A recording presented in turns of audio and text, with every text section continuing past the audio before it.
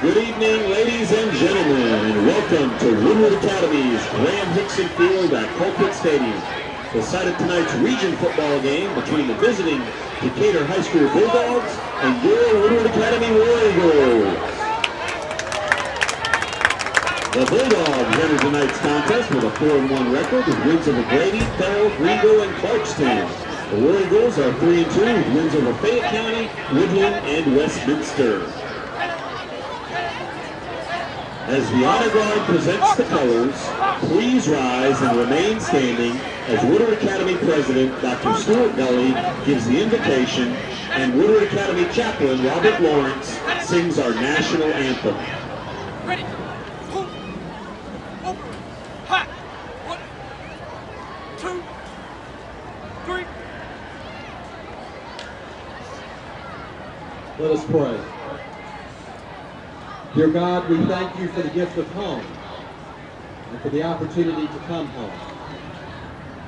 We are grateful for this occasion and this weekend where we celebrate our graduates and reconnect with them and give thanks for what they mean to this institution. We are grateful for the gift of a beautiful fall evening to gather in this space and to share in the excitement of a football game where young men and coaches have worked hard in preparation for this night. Bless our gathering. May the evening be marked by good sportsmanship and by a commitment to do all things right and well. And as we go forth from this place, may we give thanks for all of your gifts and be committed to serving you and your world. In your holy name we pray. Amen. Monica, freeze! Huh.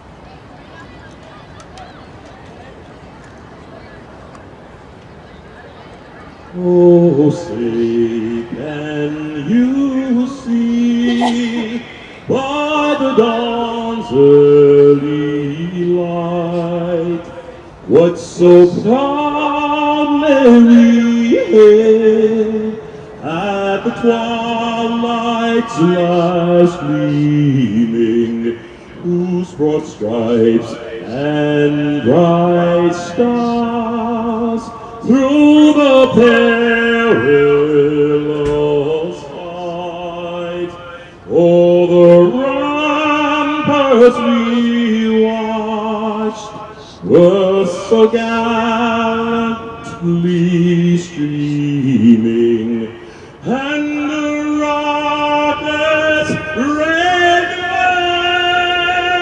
weapons bursting in air, yet through the night, that our flag was still there.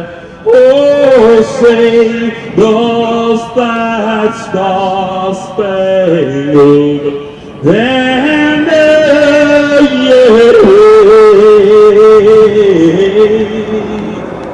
Oh, the land of the free and the home of the brave.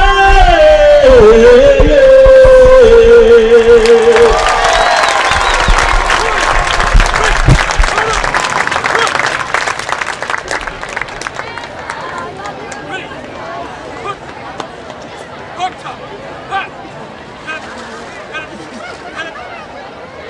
Turn! Head it! All right, thank you, President Gully and Chaplain Lawrence. And once again, we want to welcome you to Woodward Academy's Grand Hixon Field at Colquitt Stadium. And tonight is homecoming, and we would like to welcome back all of our alumni, especially the classes ending in 3s and 8s, who are celebrating significant reunions this weekend. So welcome back to all of our alumni.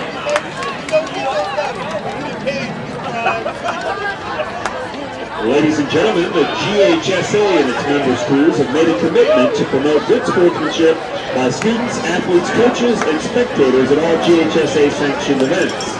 Profanity, degrading remarks, and intimidating actions directed at officials or competitors will not be tolerated and are grounds for removal from the event site.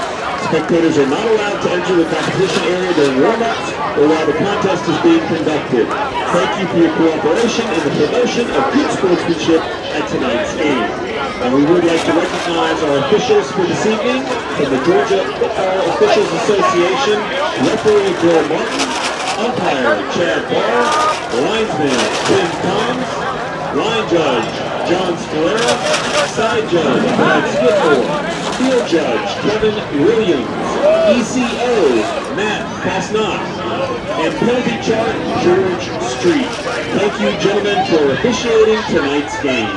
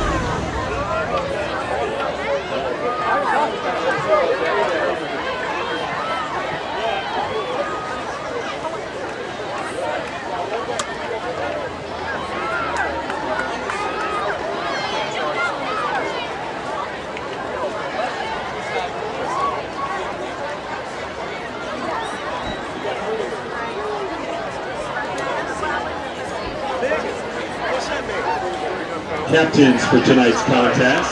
First for the Decatur Bulldogs, number 7, Trey Tice. Number 17, Elijah Rachel. And number 25, Nick Bentley.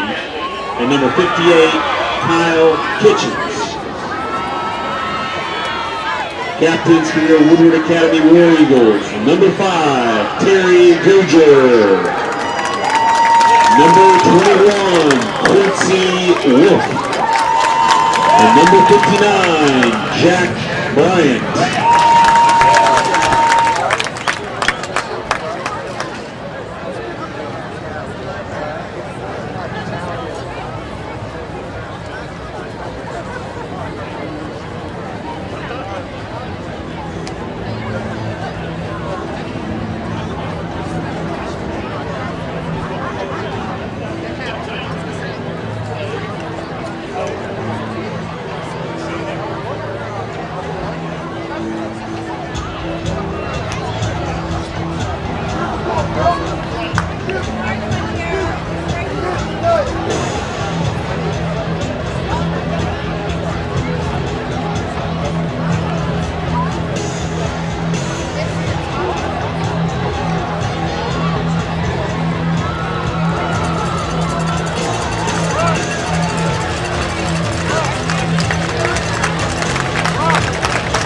Decatur won the toss and prepared for the second half.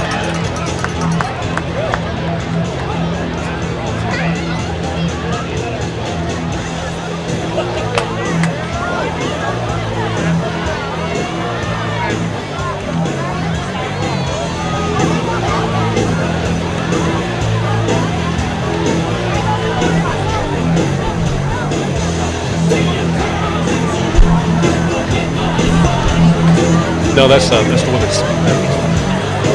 Yeah, I think. Yeah, we leave that one. That's the outside. Turn it down. Okay. Yeah, go check with it. Make sure I'm coming through.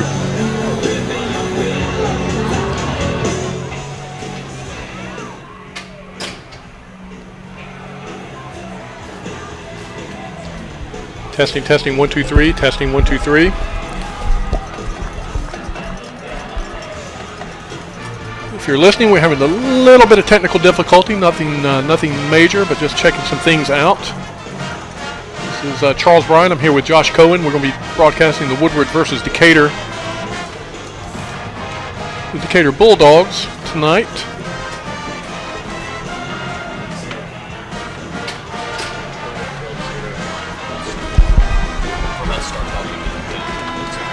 Okay, so we're good? Okay. Well, let's fire it up.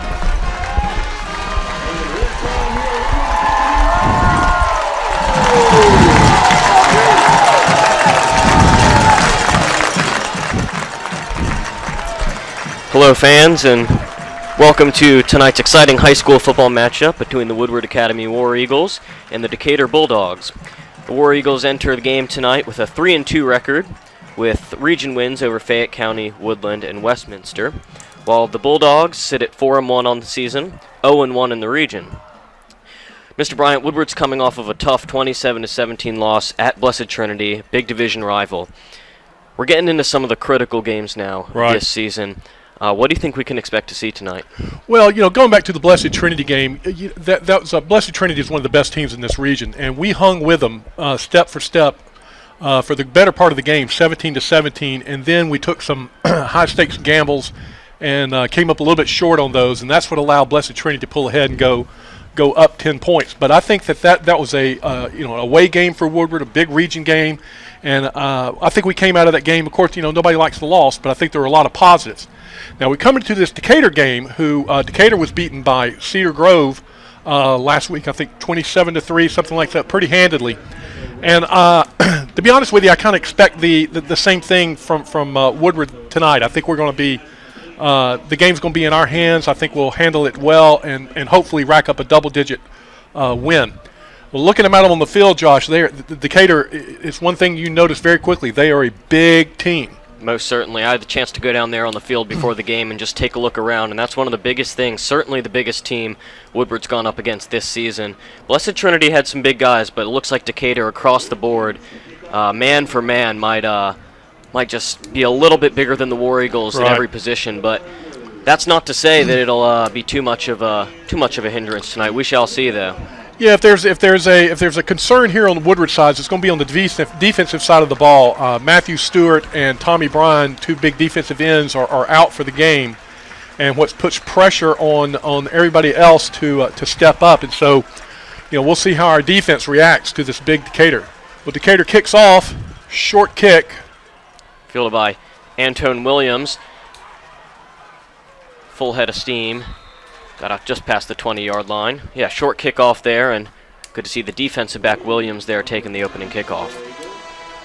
Yeah, so we'll see what Woodward comes up with. Of course, Woodward's been the offense has been predominantly oriented towards Terry Guger and his athleticism. Guger's pretty much either throwing the ball or then doing a quarterback draw, quarterback read, and making the play on his own, and it's worked so well for us. And this is what we have. We got Guger in the shotgun, twins out to the right. 1st and 10 on the 25. Guger now will keep it and runs right. Good run there by Terry Guger. Absolutely, Guger lowered his head down there and took number 14 for Decatur straight on. I think Guger wants to set the tone early, send a message out to this Decatur defense.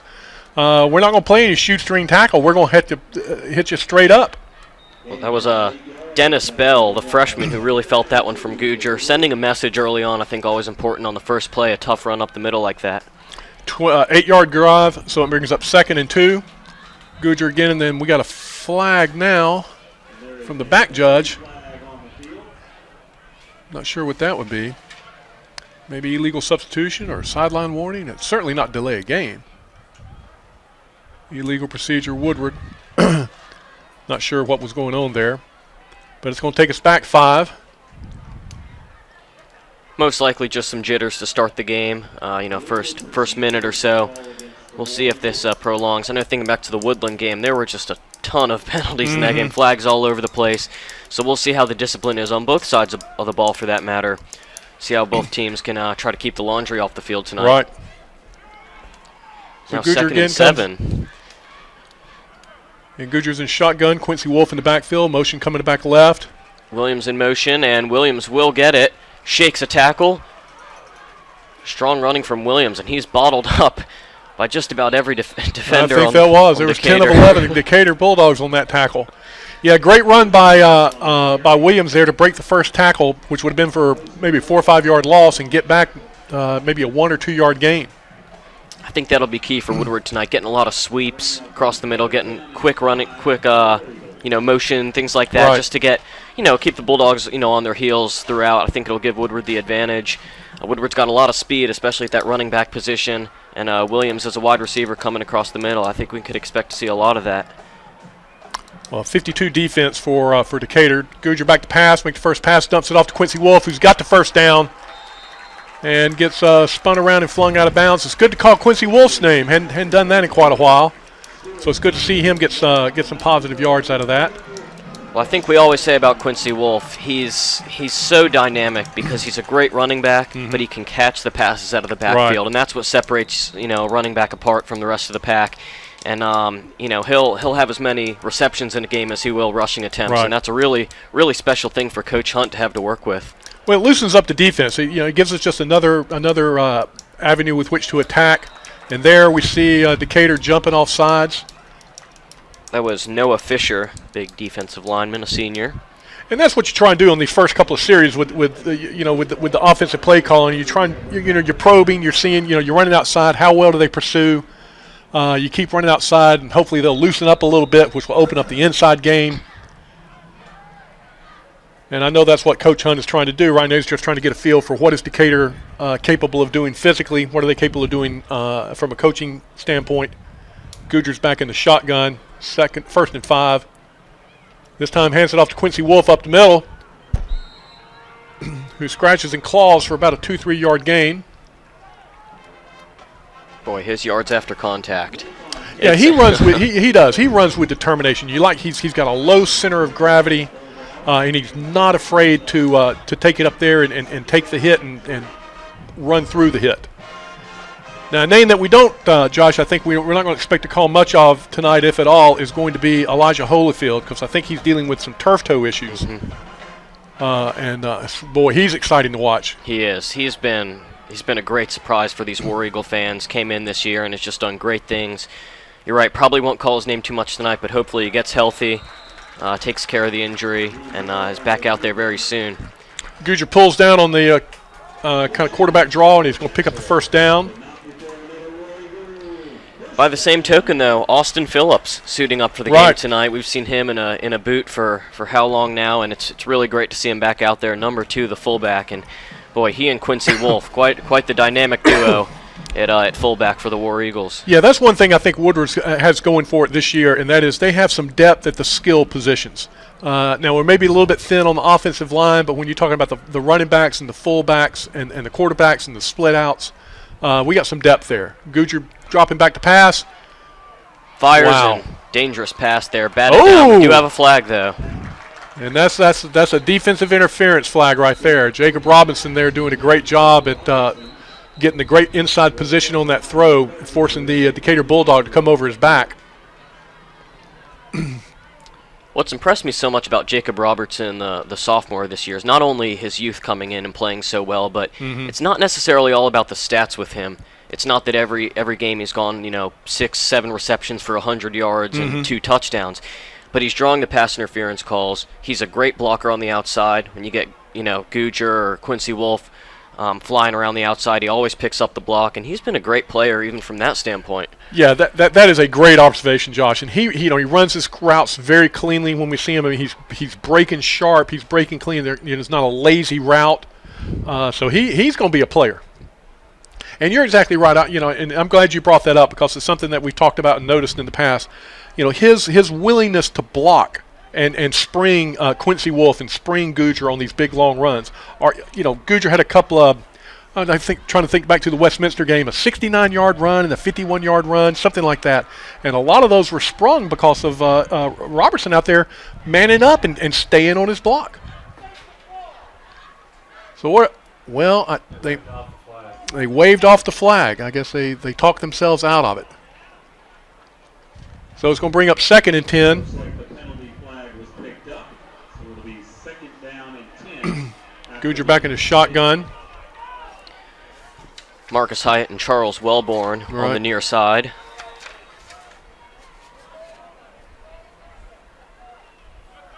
And now the referees are able to put the ball in play finally, and so we're here with 8:54 left in the first quarter, 0-0. Woodward on its first drive, driving.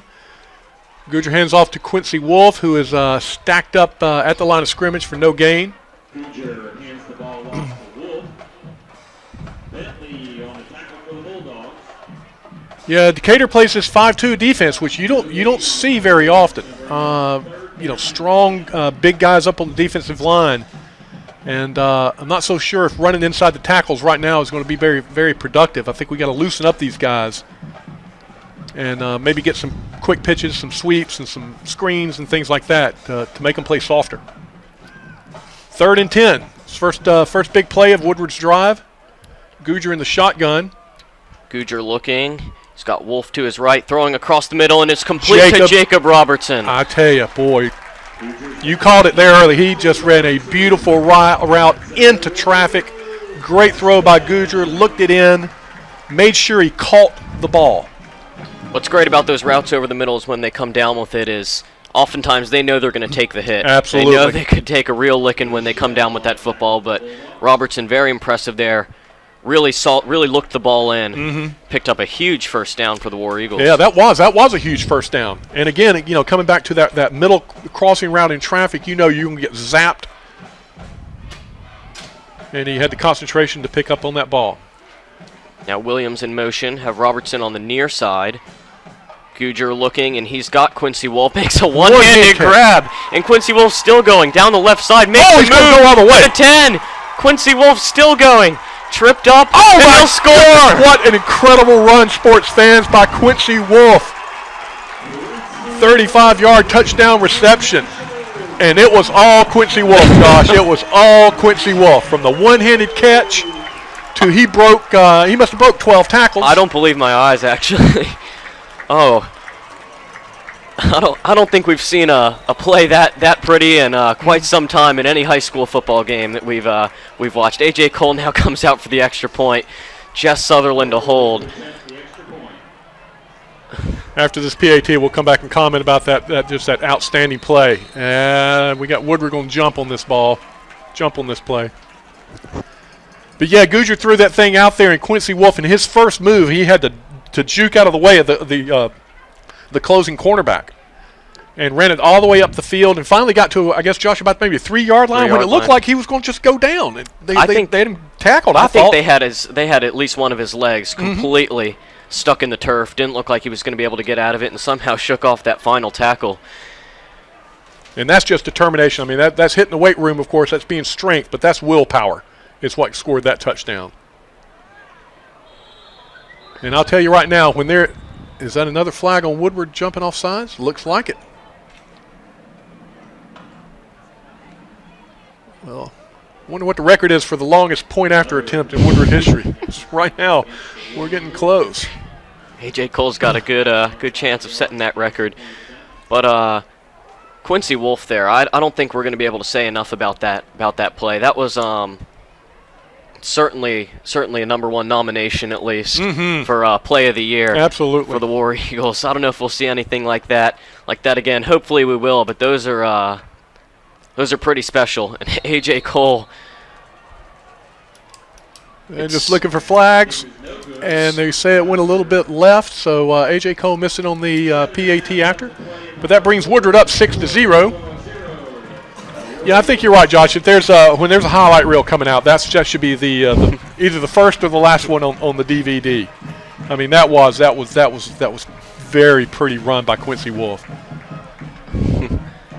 So Woodward marches down the field. They took it. They took it at the 25-yard line. Took it all the way down to the end zone. 75-yard drive, capped off by a big third down completion with Jacob Robertson, and then the big 35-yard run by Quincy Wolf to put it in the end zone.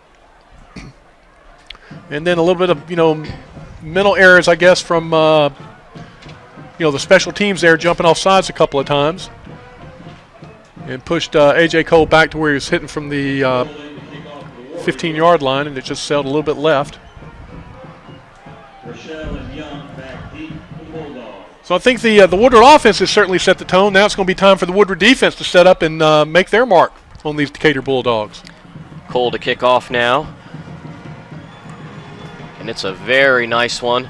Drops down just inside the end zone. That's about as close as you can get to a touchback with it not being a touchback. I mean, he caught it right there at the goal line. And, of course, we said this many times, now in high school football, if it crosses that plane, it is an automatic touchback. And that's probably a really good rule because, the thing about it is, when you're on special teams, you're often these are the younger players, and they're coming down there. They're trying to make a name for themselves, and they're just going down there 90-0, and that's where you get a lot of concussions and a lot of injuries. And so it's probably a pretty good rule that they did that. There's been quite a lot of talk even at the pro level about eliminating those types of plays overall. Quarterback back to pass now, and it's complete across the middle. Great play to open up here. I tell you, yeah, they in a shotgun and just took a little 8, 9, 10-yard pass play off the little off the right side.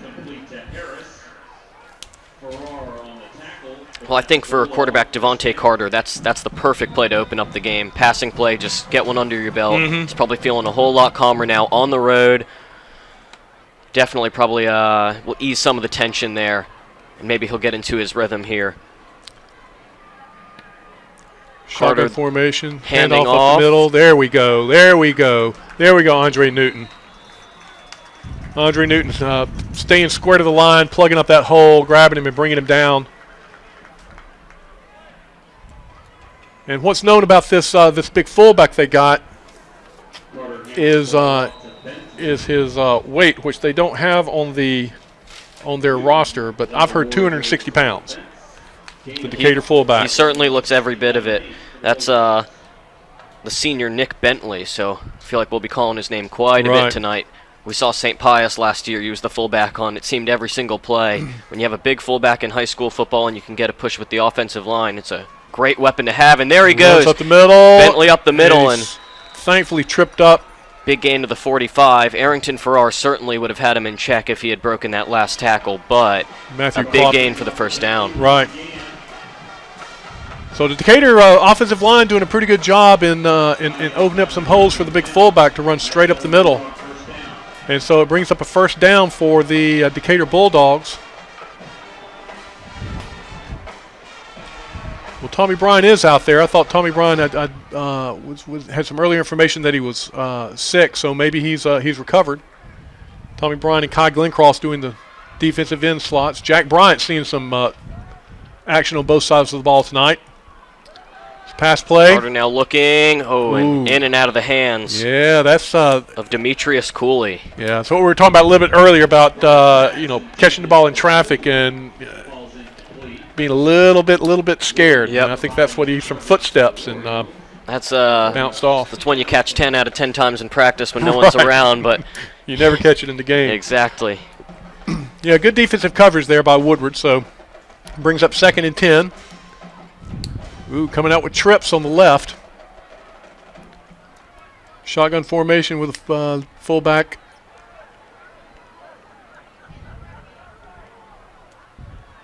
Looks like they're doing a little bit of audible here.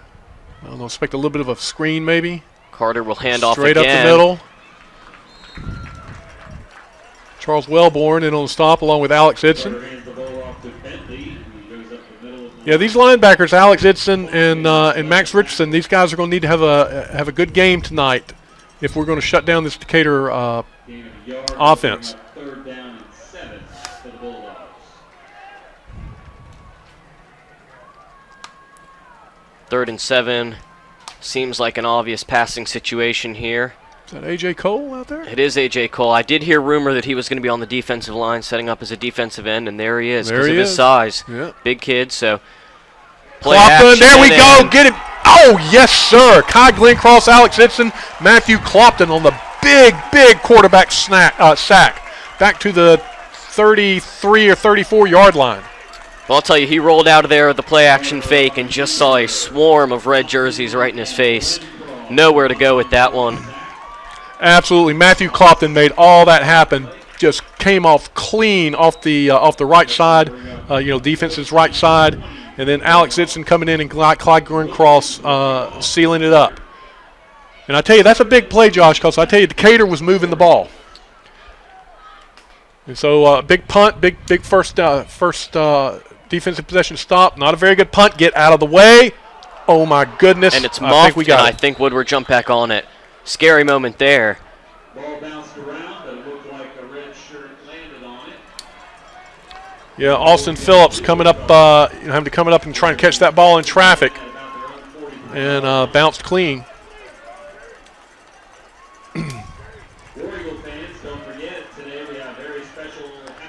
I tell you, it's interesting. I think, we play a lot of these private schools, and the private schools typically have very good kicking games.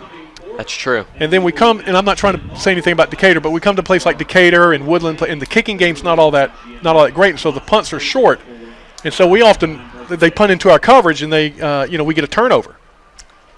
Well, there's Elijah Holyfield. Elijah Holyfield looks plenty good on this one, and there he goes down the left side. Come on, Elijah, keep it going. Trying a stiff arm, and he finally push him out of bounds. They're going to mark him out, it looks like, at the 10-yard line. I tell you, Elijah Holyfield, he made that happen himself, too. Elijah probably didn't read his own injury report, because he must not have had. He looked plenty good on that one. Unbelievable run to the left by Elijah Holyfield, and now Woodward already in the red zone on about the 11-yard line and going in after a huge ground gain there. 40-yard run there by Elijah up the left side. Finally forced out of bounds. The ball is 1st and 10 at the 11-yard line. 3:59 left in the first quarter. Woodward up 6-0. Goodger up under center. Goodger now on the pitch to Holyfield. Stiff arm in the backfield, and this play is going nowhere. Finally pushed out of bounds. And yeah, Decatur read that one well. Pursued very well. Closed off all the angles and, forced Holyfield to string it out. Goodger pitches the ball to Holyfield, who stretches it out to the right sideline. Kitchens finally brings it down. And so that it's going to bring up that second, and the ball's, I guess, at the 16, so 2nd and 15. Stephen Elliott checks in for A.J. Cole at tight end. Goodger now back in the shotgun formation. We got Elijah Holyfield and Jacob Robinson out on the right side. And Goodger keeps it, trips up on the turf, and only gets maybe a yard or so gain.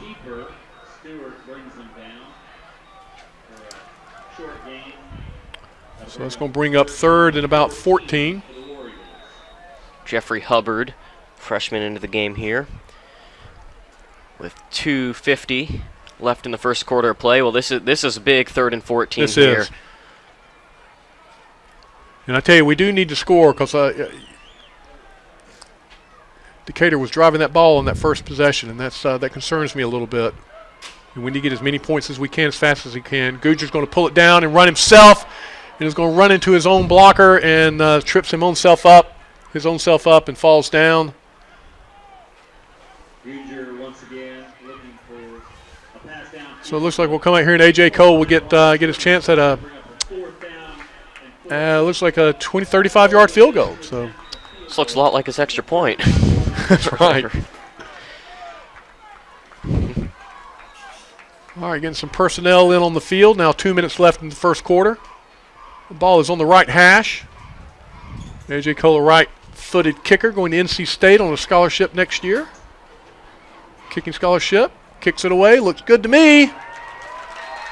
And it is good. 35-yard field goal to A.J. Cole. 9-0 War Eagles. Big kick by Cole there, the senior, with 1:46 left in the first quarter of play. Takes us up 9-0. I tell you, 35 right now is our good number. That was a 35-yard TD run by Quincy Wolf, and AJ kicks a 35-yard field goal.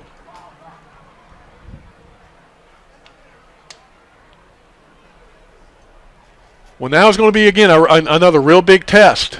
Seeing if this defense can step up and shut down Decatur on this possession. 1:46 left. Because you were right. Before that drive stalled out there when they had to go to the air on 3rd and 7, they were rolling. They were rolling. And they were rolling in a fundamental way. I mean, they were rolling, straight up the middle on these, fullback dives and, some very high percentage short passes.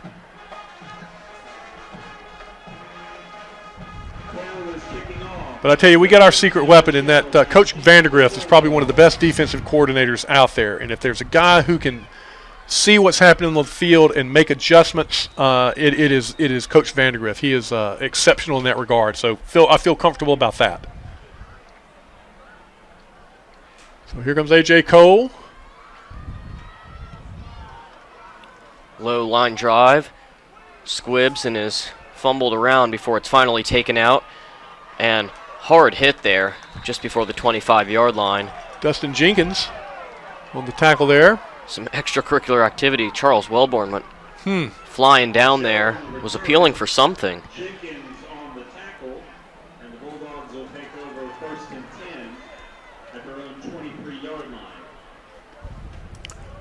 All right, 1st and 10 Decatur at the 23-yard line. Woodward's defense out there. Tommy Bryan, Cog Guerncalis, Andre Newton, and Nate Guyton on the defensive line. Clopton, Richardson, and Alex Idson kind of doing the linebacking strong safety duty with Quincy Wolf, Antoine Williams, and there we go. There we go, Quincy Wolf. That's the way to get your hat up in there and take him down. Beautiful tackle on Nick Bentley there.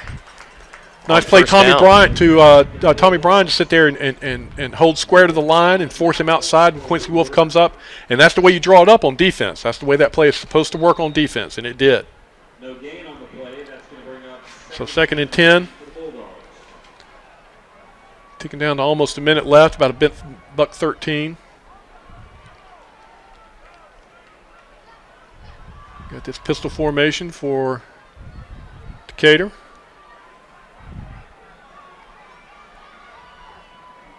Shotgun. There's the snap, dropping back fat pass. He's got him wide open. Oh my goodness. Breaks the tackle, and there he goes, and Arrington Farrar brings him down, but not before a huge gain there through the air. Boy, that was a bread and butter play, but it went for a big gain. I mean, it was one-on-one Decatur against Marcus Hyatt, and Marcus Hyatt just kind of dove at the receiver's feet and came up empty-handed. And we got, I wonder what that's about. We got a penalty mark on the far sideline. I wonder if they're saying they're marking it 1st down. Sideline warning for sideline warning on Decatur. sideline warning against the Bulldogs. All right.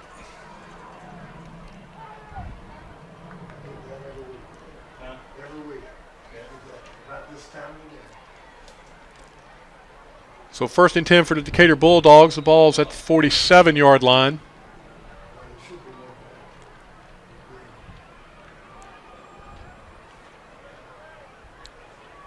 Shotgun formation.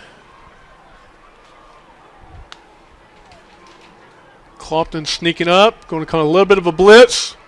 Handoff and a nice hit wow, there by Max Richardson. Yeah, great play. Comes up, and also Clopton there also fought back against the blitz and was able to participate on that tackle. But a big-time hit by Max Richardson. If I've ever seen a perfect form tackler on this War Eagle defense, Max Richardson would certainly be one of them. Well, I tell you, you know when you've been hit by number 14 because he delivers the wood.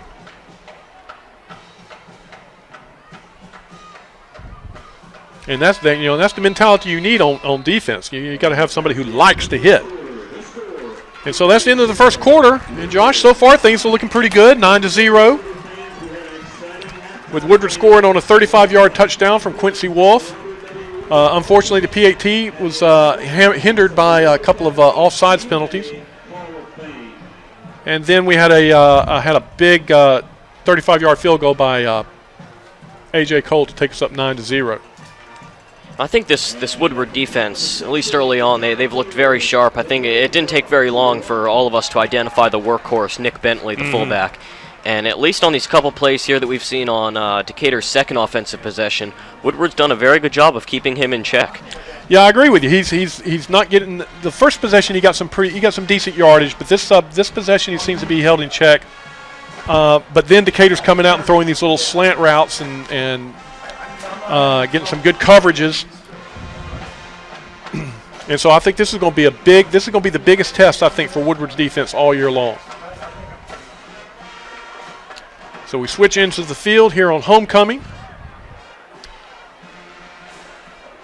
Now Woodward, for a number of years, Josh, the homecoming game and the homecoming dance are on 2 different days or 2 different weekends. And last weekend was the big homecoming dance, right? Yes.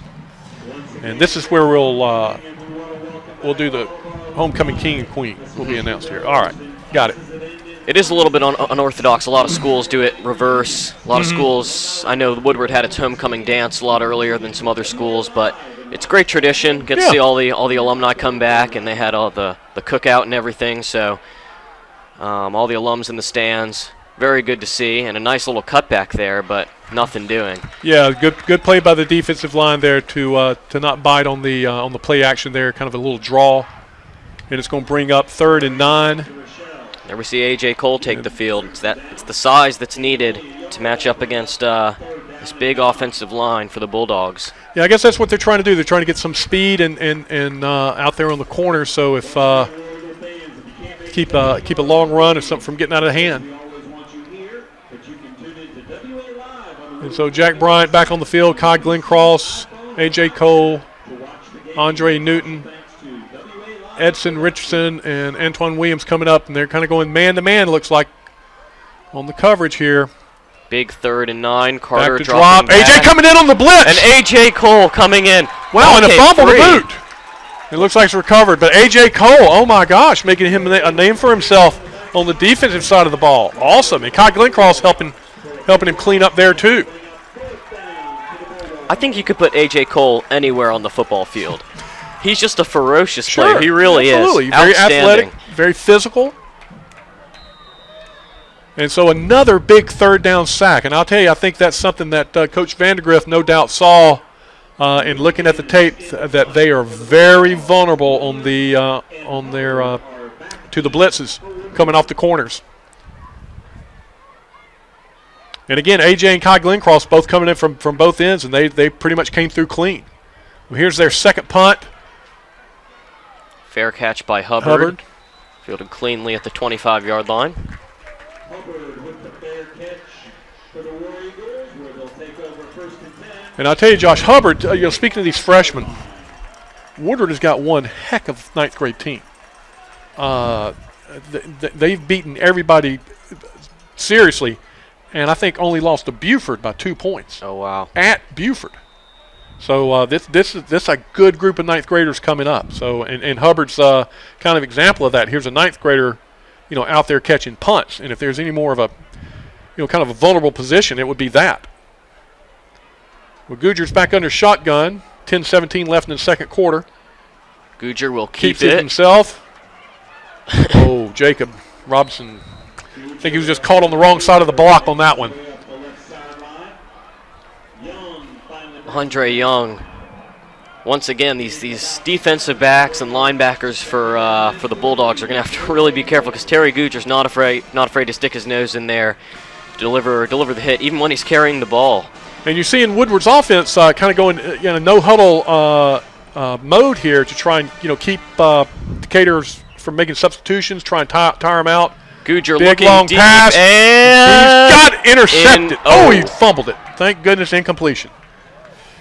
Okay, had Charles Wellborn and Jeffrey Hubbard running. I'm certainly going to look at that tape. Those were 2 receivers that were too close together. Elijah Rochelle there, it looked like he had the interception, and he'll be kicking himself after that one. The ball just kind of squirted free, probably once he hit the ground. Yeah, both Wellborn and Jeffrey Hubbard ran essentially the same route, and I know that's not what you want with your pass routes. Goodger avoids the pressure, and he's going to get swallowed up in the backfield. Yeah, it's going to take us back to about the 24-yard line. It's going to bring up 4th and about 11. So Woodward's first punt of the day.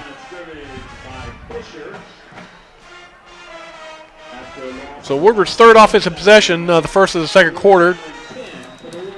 Doesn't yield much, and so we'll punt for the first time.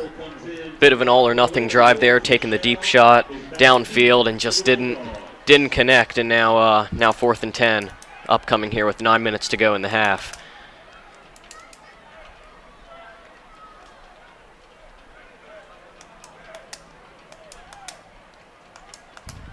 So we've got A.J. Cole back to punt. He's on about his own 12-yard line.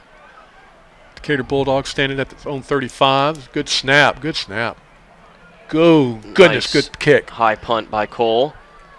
Calls for a Fielded fair about the catch 40. there at the 40-yard line.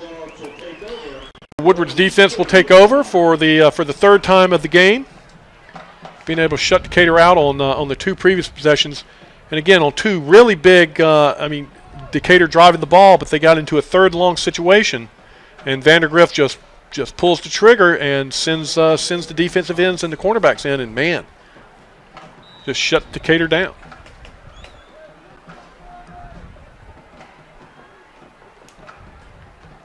So 1st and 10 at the 40-yard line, 8:36 left in the first half.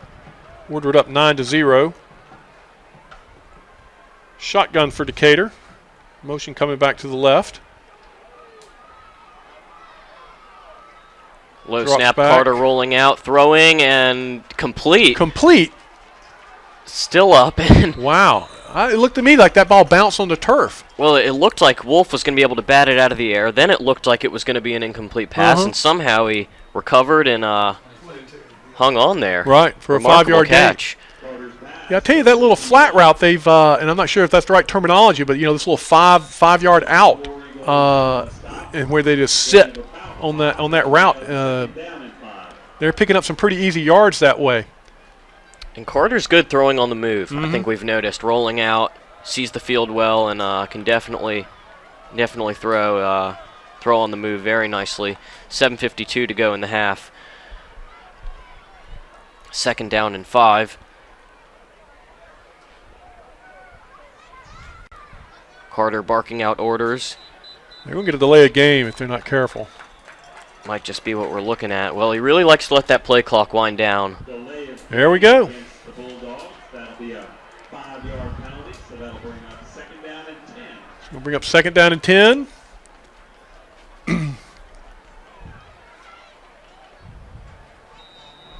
Not sure what the great confusion was on the we weren't doing a whole bunch of moving around on defense, so I'm not sure what they were trying to accomplish there. But it brings up 2nd and 10, shotgun formation. Twins out to the left. Carter, Hands off to the right. Get up there, Arrington. Nice cut, and Arrington Got throwing a 46. fumble, and it was recovered by, but I think they were saying he was down. So Arrington Farrar coming up and making the hit. it did look like Nick Bentley, his knee had hit the ground there, and the ball then came out. So that's going to bring up 3rd and about 3.5. Ball's at the 46.5-yard line. Okay, another opportunity for Woodward to come up with a big stop. Only this time it's 3rd and a little bit short, and so with 3rd and 9 and 3rd and 12, they're going to be throwing the ball. And Decatur calls their first time out of the game. And I've always thought, with Woodward's discipline and Woodward's leadership, that timeouts have always worked in our favor. That gives us a better opportunity to figure out what we're going to do than the offense. So I hope that, Vandergrift's there telling them what to expect. Play good, solid defense. Stay square to the line. Get rid of your blocks. Don't let the man beat you. All those good things.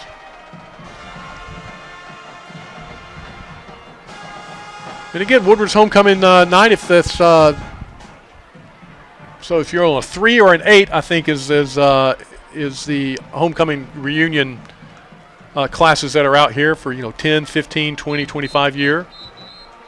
And I've already seen a couple of. I hate to say I've been here that long, but seen a couple of students from the 2003 class.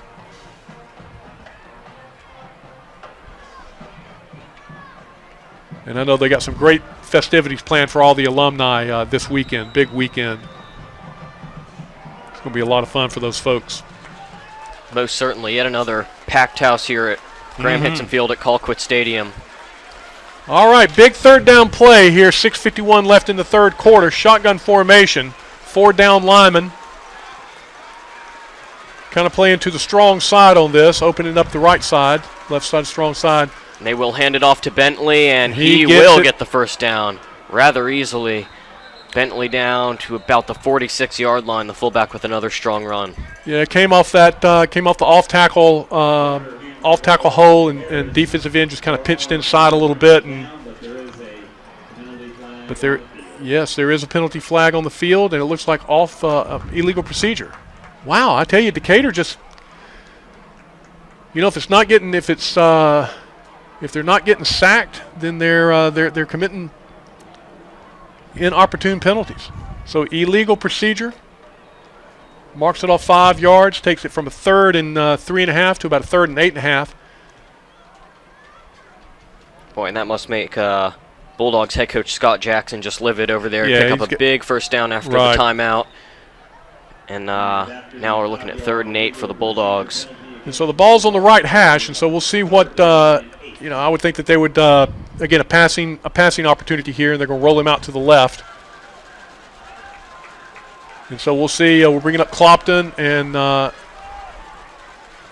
Austin Phillips are coming up, and there's what? Oh my goodness! It's like nobody's moving, and the ball's bouncing around everywhere. So I think that's going to be another 5 yards. Yep, another 5 yards. Oh. It's gone from bad to worse for the Bulldogs after what was seemingly a huge third Absolutely. down conversion after they called that timeout. Now 3rd and 13 from their own 37. And again, it's sending in A.J. Cole, who along with Kai Guncross made the big sack on the last possession. Again, the ball on the right hash. Quarterback's in a shotgun. And here comes a little bit of a blitz, Carter, and we're going blitz coming, looking, and it is complete across the middle. Gracious. And for a first down. That was Cooley across the middle. And I'll tell you, that ball just looked like it floated and floated and floated, and somehow Cooley came down with it. And I tell you, you got to give the Decatur quarterback on that some credit on that play, too. He hung in the pocket and in the middle of all kinds of pressure and delivered a strike right down the middle. Once again, talk about hanging in there even when you know you might take a shot. Pocket was collapsing, but he still made an accurate throw across the middle and a huge huge third down conversion after all looked lost for them there. And here's Bentley up the middle, who will rumble for maybe a yard or two. Yeah, Andre Newton be able to wrestle him to the ground there on that play. Yeah, you're talking to the Decatur coach scratching his head. That's one where I'm sure Coach Vandergrift's scratching his head. Have them 2nd and 13, they pick up 16 yards, and that's one where, So it's going to bring up 2nd and about 8, 5:21 left in the second half. Woodward up 9-0. Carter will delayed handoff to Bentley, and Bentley Breaks up the middle, it, breaks another tackle, and there he goes to the 20, to the 10, taken down inside the 10-yard line. That was actually number 33, Demetrius Harris, the backup fullback. Yeah, Marcus Hyatt bringing him down, not giving up on the play, saves what would have been a certain touchdown on that play. Yeah, I agree. Yeah, number 33, so he's a big running back himself. Got some speed and broke through the hand tackles out there. Jared Greer limping off for the Bulldogs. We'll see if he's okay, getting tended to on the sidelines. But now 1st and goal after a big run there up the middle by Harris. Shotgun formation. Ball's on the 6-yard line. 1st and goal. Handoff to Harris, going with the hot hand. There we go. Nice. He gets taken down. Good defensive tackling there. Good fundamental defense. Everybody hitting him. Everybody bringing him down. Max Richardson in on the tackle. Wolf and Farrar also came in there late as well. Wow, they gave him a lot more forward progress than I would have thought. They gave him forward progress to the line of scrimmage, and I thought he at least had a couple of yard loss. It's going to bring up 2nd and goal.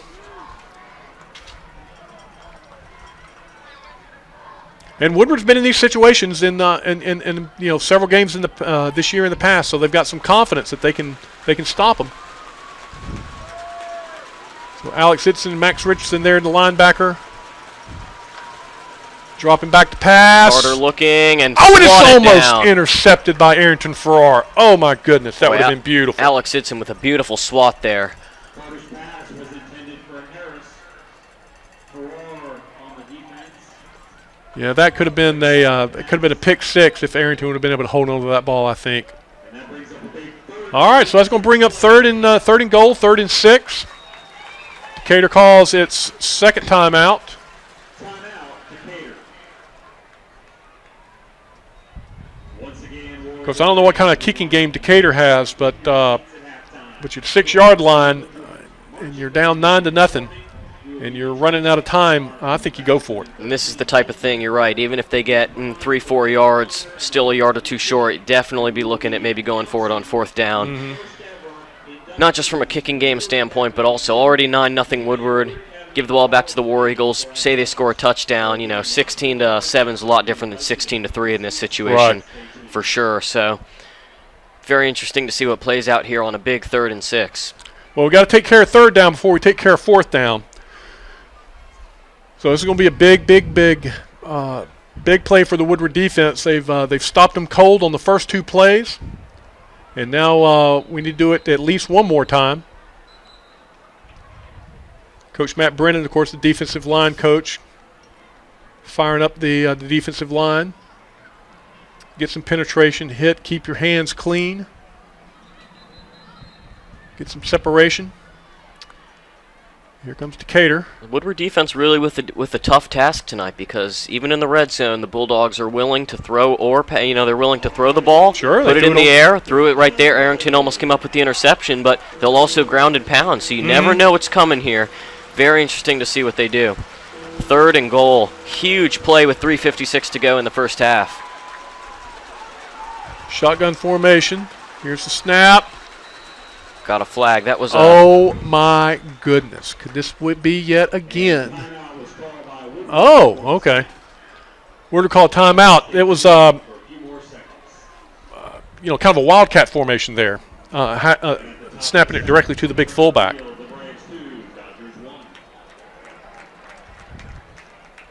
Looked like Bentley was just waiting to pick his lane there. He's a patient runner. See what they were trying to do, let the blocking develop on the outside, trying to have him walk in for the touchdown, but Woodward called the timeout just in time there. Well, I tell you, it's a dangerous play, because if he's able to get outside the tackle box, then he has got the size advantage. And I think I think you're right. I think that's what they were looking for, just kind of string the play out and let him find his lane and just take it straight up. But Woodward snuck the time in under the belt there. Those wildcat plays, and also with those halfback tosses, it's boom or bust a lot of the time. It's a 4-yard loss or it's a touchdown. Right. Got to get the blocking on the outside, but well, we'll see if they go back to that or draw up something else. Looks like they're talking it over. Head coach Scott Jackson in there talking it over with his troops. Yeah, and I think that's what Vandergrift. I think that's probably why they called the timeout. They weren't sure that everybody had seen that it was a wildcat formation. Well, once again, here it goes. It's third and goal from the 6-yard line. Shotgun formation. Again, it looks like the wildcat formation. Oh!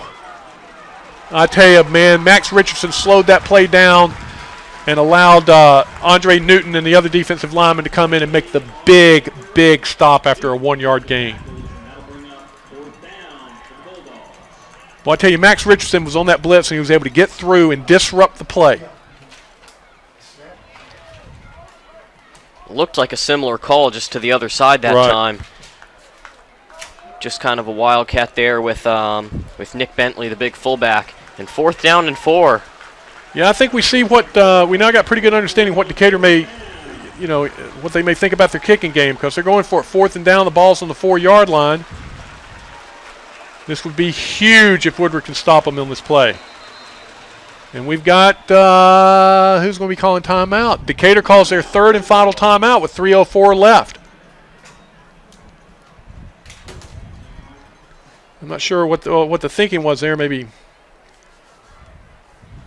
Maybe draw us offside or something like that. I'm not sure. But we have definitely got the wheels turning on the Decatur side of the field. I tell you, Josh, that was a big stop. Again, Woodward has shown up on third downs in this game. And also what we've seen from Woodward is even if you get the yards up until the red zone, they squeeze in the red zone, and they just become it becomes impenetrable once they're in the red zone. We've really seen great run defense from them over the years, and this defensive line and this linebacking corps really strong yet again. So the run here on 4th and 4 might not be the way to go. We shall see. But after that first drive, they really kept the fullback Bentley in check, and made a great play there on that Wildcat run by Bentley. So 4th and 4 here, 4th and goal. Devontae Carter leads the team out there.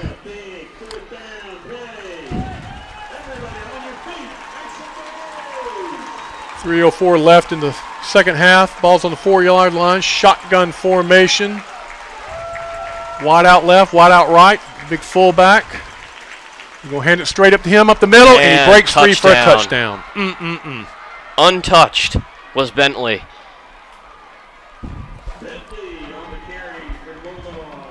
Well, 4-yard TD there on a straight dive, fullback dive play. And Decatur's able to put 6 on the board. Now they send out their kicking team. All about the blocking there. Bentley went untouched on that 4-yard run into the end zone. Well, I thought at any point in the game, it'd be that one where we'd see a Statue of Liberty or a halfback pass or something like that, just because of how Woodward had been playing against the run, especially in the red zone. But they tack on the extra point there, and it's now 9-7 with 3 minutes to go in the half. Yeah, and I think the big play, of course, was on the big third down conversion when we had them on those 2 penalties and backed them up on 13 yards, and they were able to deliver that strike, that pass, right down the middle, and that was the drive changer. And I tell you, and again coming back, they had that big long run back to around the 6-yard line, and Arrington Farrar was never gave up on that play, and that's what you can't do because you never know. You tackle him and you stop him for 4 downs. Didn't happen this time. Well, the good news for Woodward now is there is plenty of time to run their offense. And we've talked about the no huddle to begin with, so this should not be a problem. They can pick up where they left off on offense because they were looking pretty sharp. 3 minutes, plenty of time. See what Gujar and the offense can do here. Yeah, 3 minutes, 2 timeouts, and we've got we got a high-powered offense with both Holyfield and Quincy Wolf back there, as well as Gujar, and then Jacob Robertson and.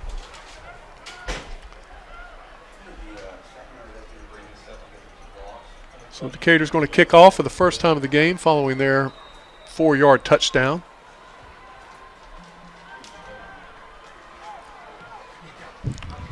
Short kick. Antoine Williams is going to take it at the 10-yard line, bring it up the middle. Can he squeak through there? Keep your feet moving. Oh, Williams got pancaked there. He's going to bring it down. They're going to get him to the 30-yard line. All right. So Woodward will take over 1st and 10 at the 30-yard line.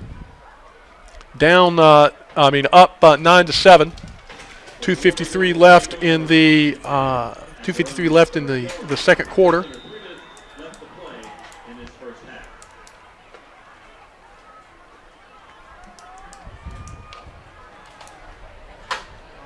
Gujar comes out in shotgun. We got Jacob Robertson split out to the left, and Wellborn and Marcus Hyatt out on the right.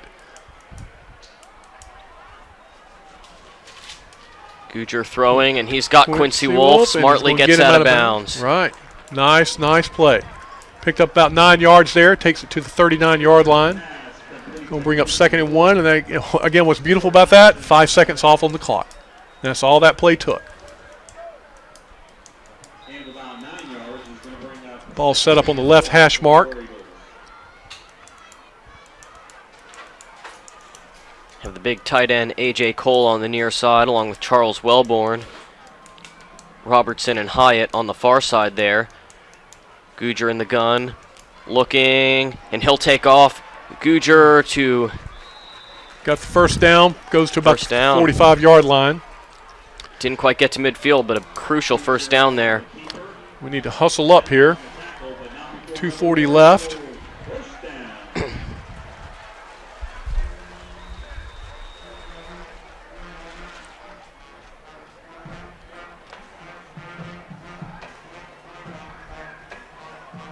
Now about 2.5 minutes left in the first half.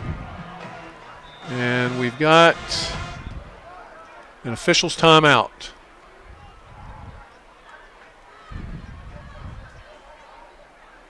We're coming over to the Decatur side, Decatur coaching staff.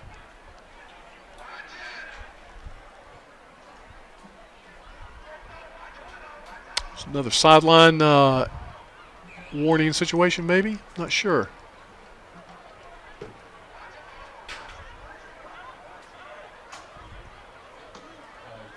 Oh, the band. Okay, there we go. So the band must be playing during the Woodward play calling. And so giving them a warning about that.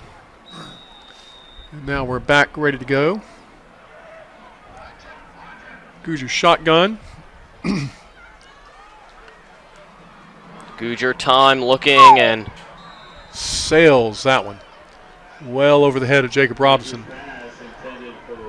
Not sure if Robinson maybe broke the route off early or if Guger just, that one just sailed out of his hand.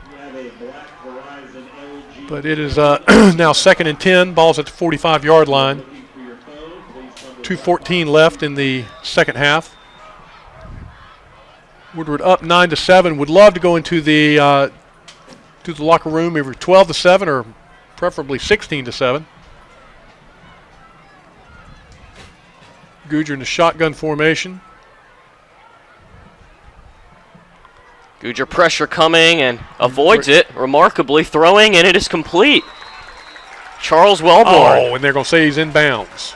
That's not good. He picks up the first down, though, so the clock will stop while they move the chains. 2:05 left in the second half. Guger really showing his pocket presence there. Right. And able to break out and connect up with Charles Wellborn for a first down. The ball takes it now to about the 44-yard line. The clock is now running. The clock is now running, gentlemen. Woodward's got 2 timeouts. Guger in the shotgun formation. We've got twins out to the left. There's the snap. Guger dancing around. Throws. Oh, my goodness. Marcus Hyatt should have had that ball.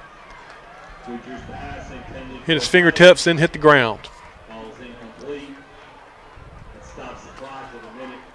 So we got a $1:40 left. 2nd and 10. Ball's at the 44-yard line.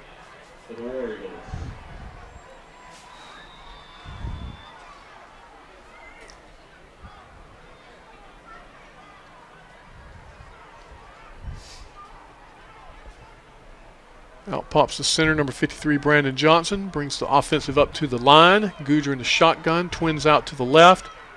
Got Jacob Robinson motion coming back right with Wellborn and now Wellborn and Robinson on the right side. Dropping back, Guger, and he's better. Pressure coming, avoids it. And there's got Quincy Wolf wide open. Wolf makes a beautiful move. And Quincy Wolf is going to go for a touchdown. He will score. All right, 44-yard touchdown reception, Quincy Wolf. Woo! Outstanding. Wolf putting on the moves again. Beautiful floated pass by Guger. And Wolf finds pay dirt yet again. I tell you, he did make an outstanding move about the 30-yard line. I thought he was going to cut it. I thought he was going to try and duck out of bounds, to be honest with you. And he cut it back to the middle of the field and just danced on across took it straight up to the touchdown. Something straight out of a video game there from Quincy Wolf yet again. What a first half he's had. And A.J. Cole will, yes, tack on the extra point. 16-7 War Eagles. With 1:27 to go in the half. Huge play there. Guger connects with Wolf. And I tell you, on both those plays, Quincy had to make a little bit of a difficult catch, and that touchdown was all Quincy Wolf. Here we go. Oh, would love to see that replay a little bit more to see who threw the blocks that helped to spring Quincy Wolf. But there's Jacob Robinson right there. So maybe he was involved. I didn't get a chance to see the blocks that helped to spring Quincy Wolf. But a big-time play at a big-time time.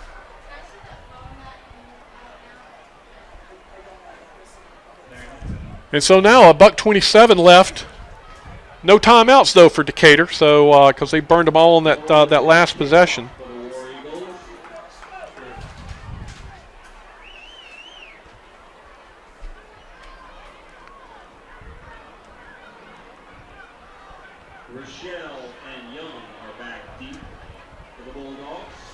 And so A.J. Cole lining up.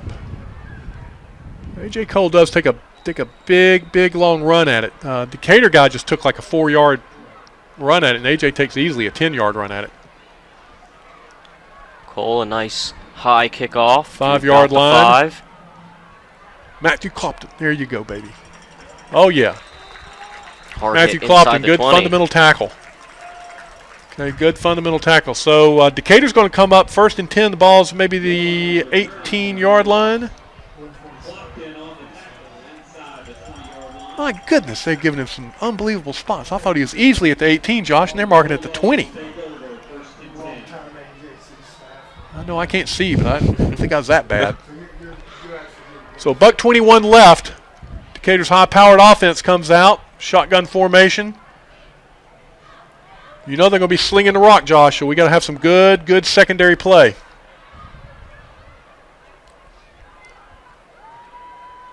Handoff here, straight up, going nowhere. Alex Idson. Goodness, Alex Idson absolutely just stuck that fullback, dropped him dead in his tracks.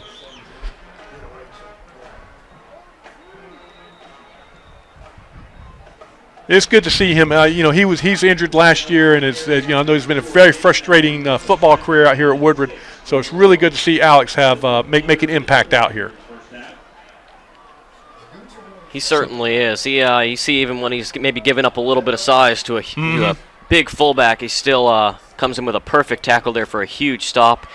And the run here to the left, and someone lost a helmet there. Yeah, I think it was the Woodward guy. It's Marcus Hyatt. Get the headgear back on. So it's going to bring up 3rd and short. 36.9 seconds left in the first half, second quarter. Woodward up 16-7.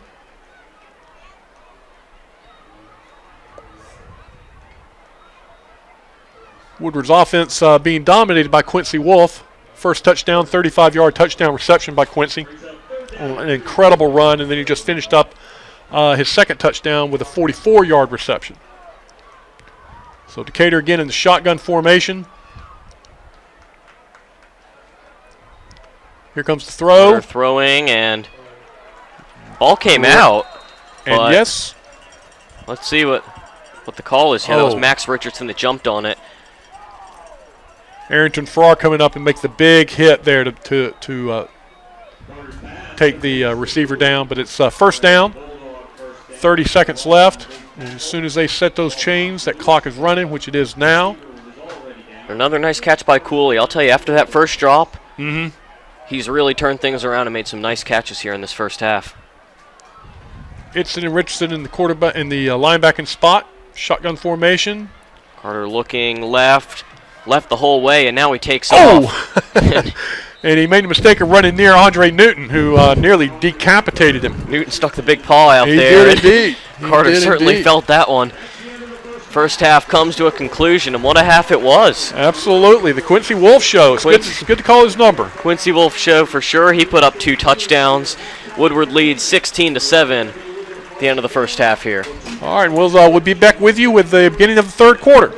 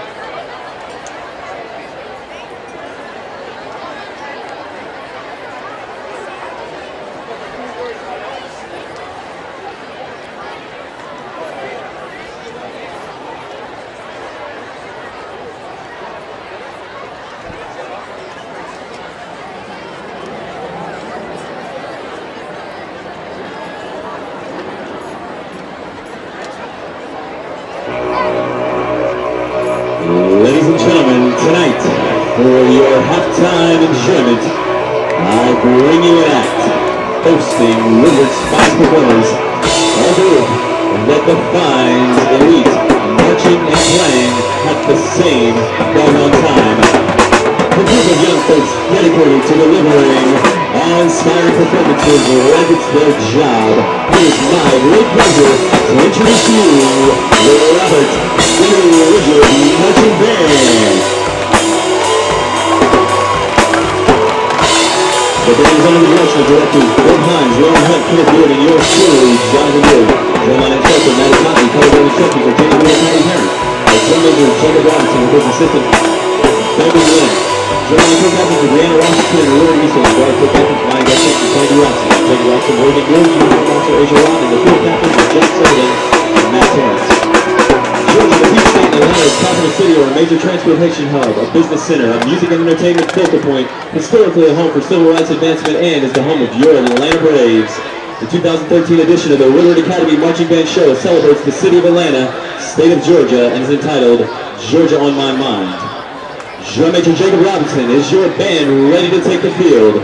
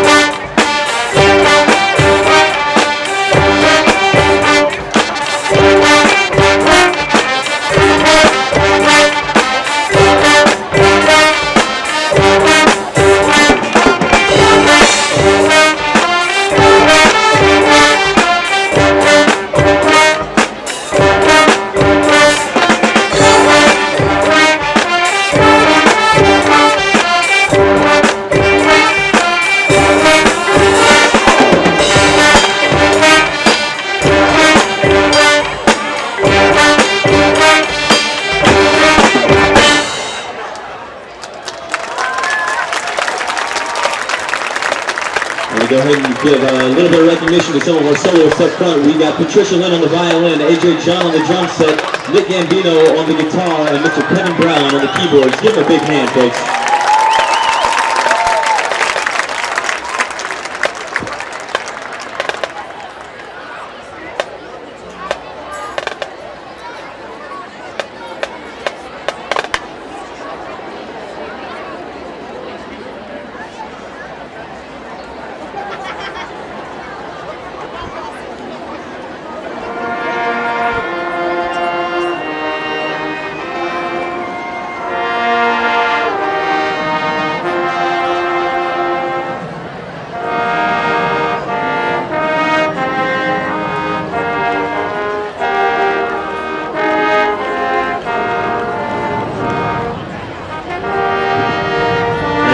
Ladies and gentlemen, we are pleased to present the 2013 Woodward Academy Homecoming Court. Representing the 9th grade this year is Maya Foreman. Maya is the daughter of Brad Foreman and Laura Bond Foreman. She is escorted tonight by freshman Bobby Burton. Representing the 10th grade this year is Sarah Lou. Sarah is the daughter of Dr. and Mrs. John Lou. She is escorted this evening by sophomore Dwayne Watkins. Representing the junior class this year is Nava Amalford. Nava is the daughter of Maury and Leah Amalford. Her escort tonight is junior Sachin Swami.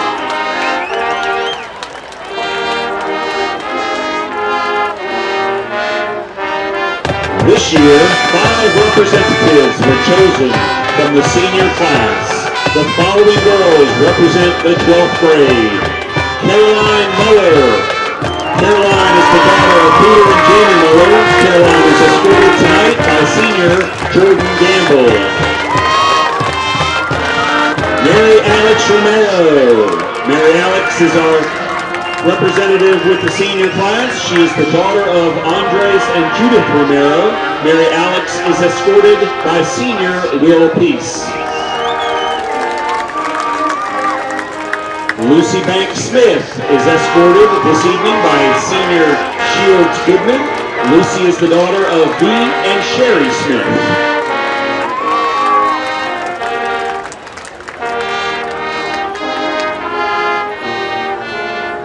Our next representative is Catherine Stepananian. She is the daughter of George Stepananian and Dr. Asia Stepananian. Catherine is being escorted tonight by senior Chris Turner. The final member of the 2013 homecoming court is Rachel Woodward. She is the daughter of Lisa and Scott Ward, and her escort this evening is senior Chris Lee.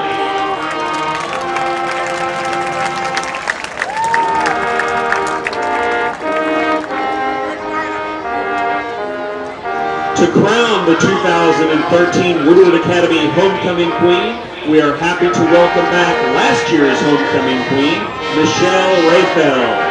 Michelle is now a student at Tulane University.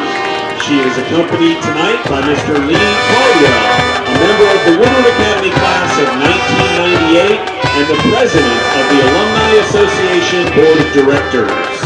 Ms. Rayfeld and Mr. Caldwell represent the Queen and the Maid of Honor with gifts especially designed and donated by Mercer Jewelry. And now, ladies and gentlemen, the moment is here. The Maid of Honor of the Homecoming Court this year is Mary Alex Romero.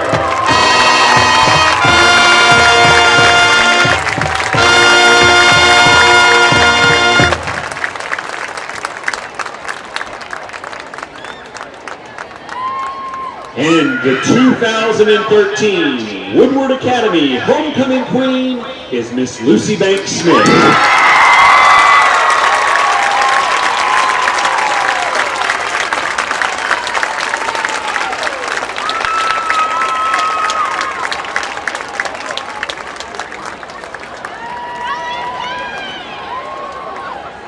Congratulations, Lucy Banks, Mary Alex, and all of the members of the 2013 Homecoming Court.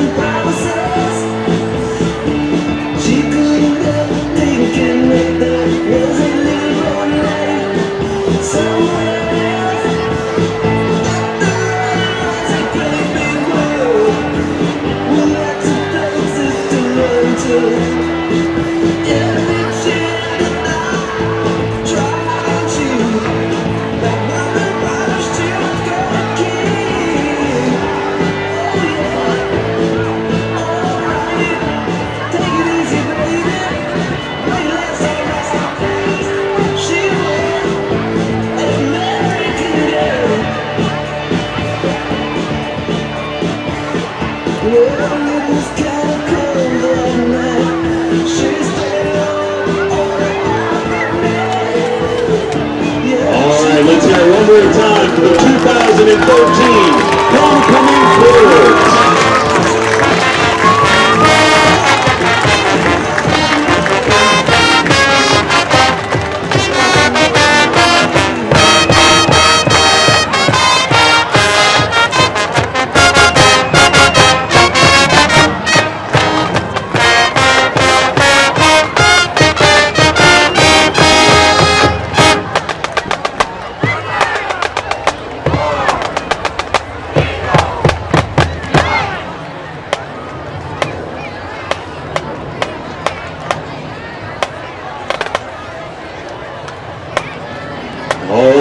Big round of applause for the Robert W. Woodward Marching Band.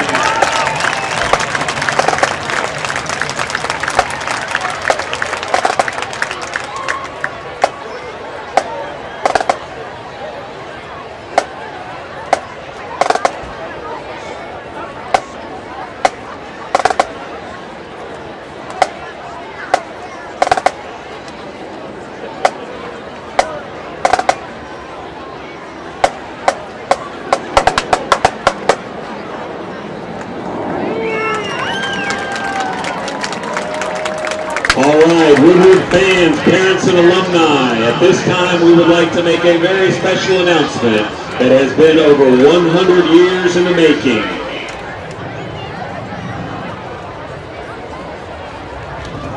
As you know, Woodward Academy was originally founded as Georgia Military Academy in 1900. Since that time, our students have a rich history of success, both academically, artistically, and athletically. Last spring, we announced the creation of the new Woodward Academy GMA Athletic Hall of Fame. The Hall of Fame was designed to recognize outstanding achievement in athletics by student athletes, coaches, teams, administrators, and other significant contributors for their accomplishments and contributions to the school's athletic program. In an effort to honor the athletic success of our past, Woodward Academy is excited to announce for the first time tonight the inaugural class of the Woodward Academy Georgia Military Academy Athletic Hall of Fame. The inductees include Coach Graham Hixon, Coach Johnny Stallings, Jimmy Colquitt, class of 36, Les Bouts, class of 48, Tim Simpson, class of 74, our own Pete Fritz Jr., class of 83, Keisha Brown, class of 96, And the first team to go in as a team to the Hall of Fame, the 1970 state championship football team. This class of inductees will be officially inducted at a special ceremony in the Tyler Brown Student Center on March 30th. To learn more about our new Hall of Fame or to submit a nomination, please check out the Woodward Academy website under the athletics section. Again, congratulations to our inaugural class of the Woodward Academy, Georgia Military Academy Athletic Hall of Fame.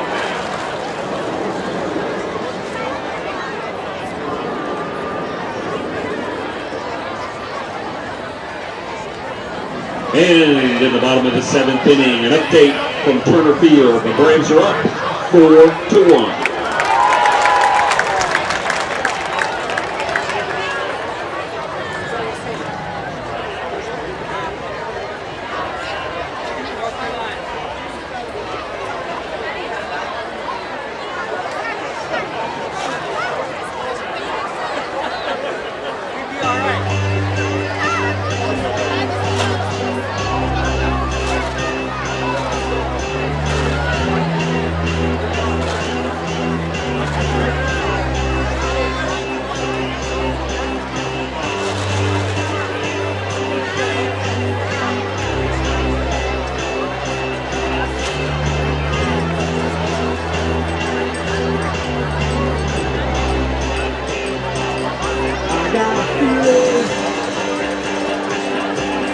Tonight's gonna be a good night.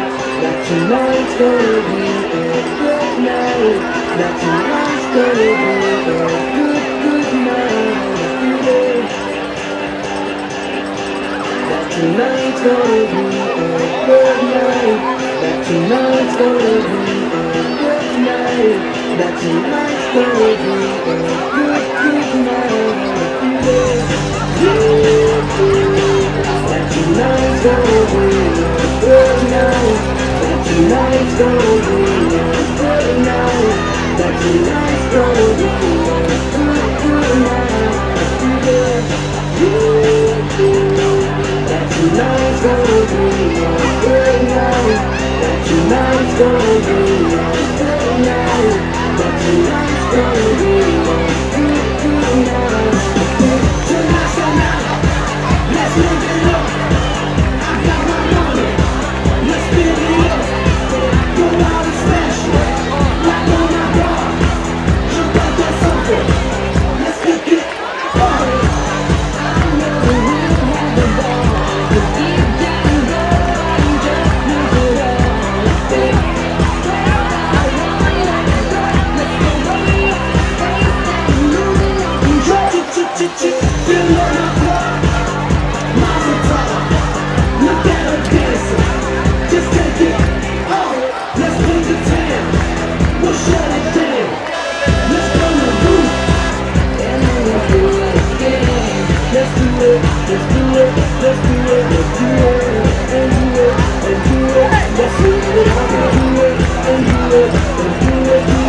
Tonight's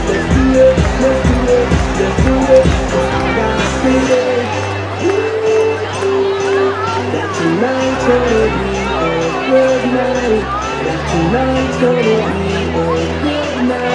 That tonight's gonna be a good night.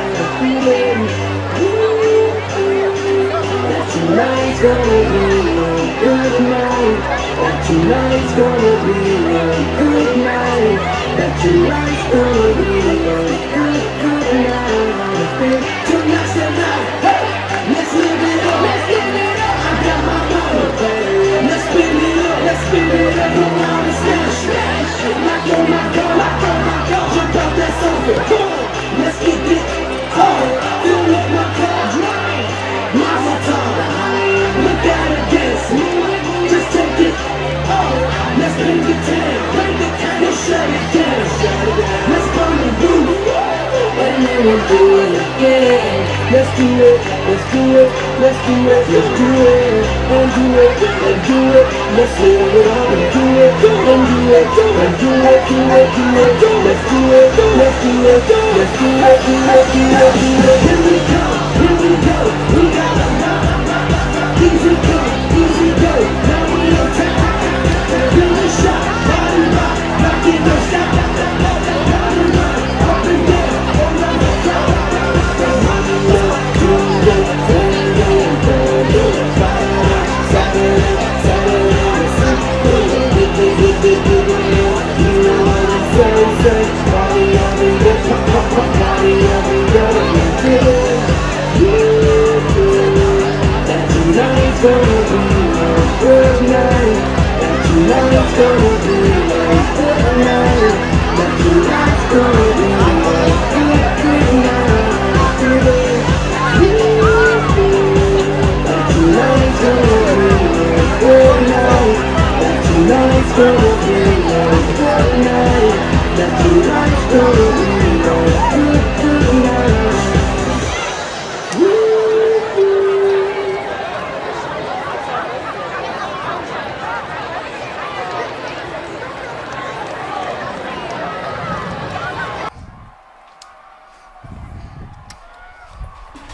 Hello, fans, and welcome back. Second half of action coming your way between the Decatur Bulldogs and the Woodward Academy War Eagles. War Eagles leading at 16-7 right now. And I'll tell you, Josh, that last touchdown to close the half was huge. You know, it keeps us a 2-score game. And AJ just booted this ball out of the end zone almost. Automatic touchback.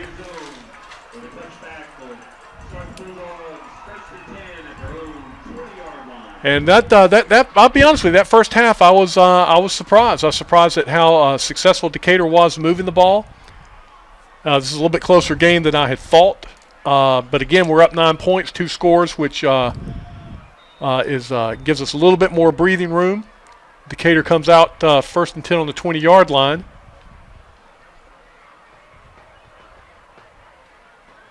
Shotgun formation again.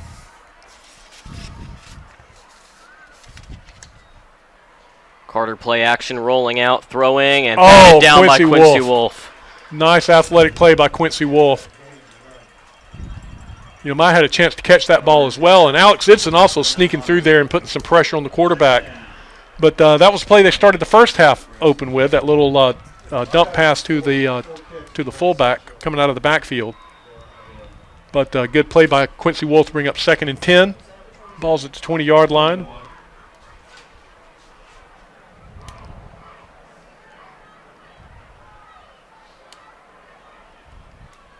There's a snap shotgun. Carter, and he counter will hand coming off. Back and run straight into the teeth of the Woodward defense for maybe a 1, possibly 2-yard gain.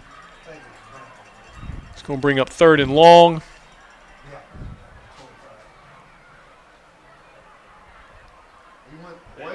So they're maybe giving him maybe a 1-yard gain.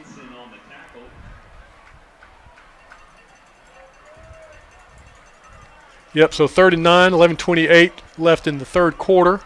Woodward up 16-7 on 2 big Quincy Wolf touchdowns, followed with a field goal by A.J. Cole.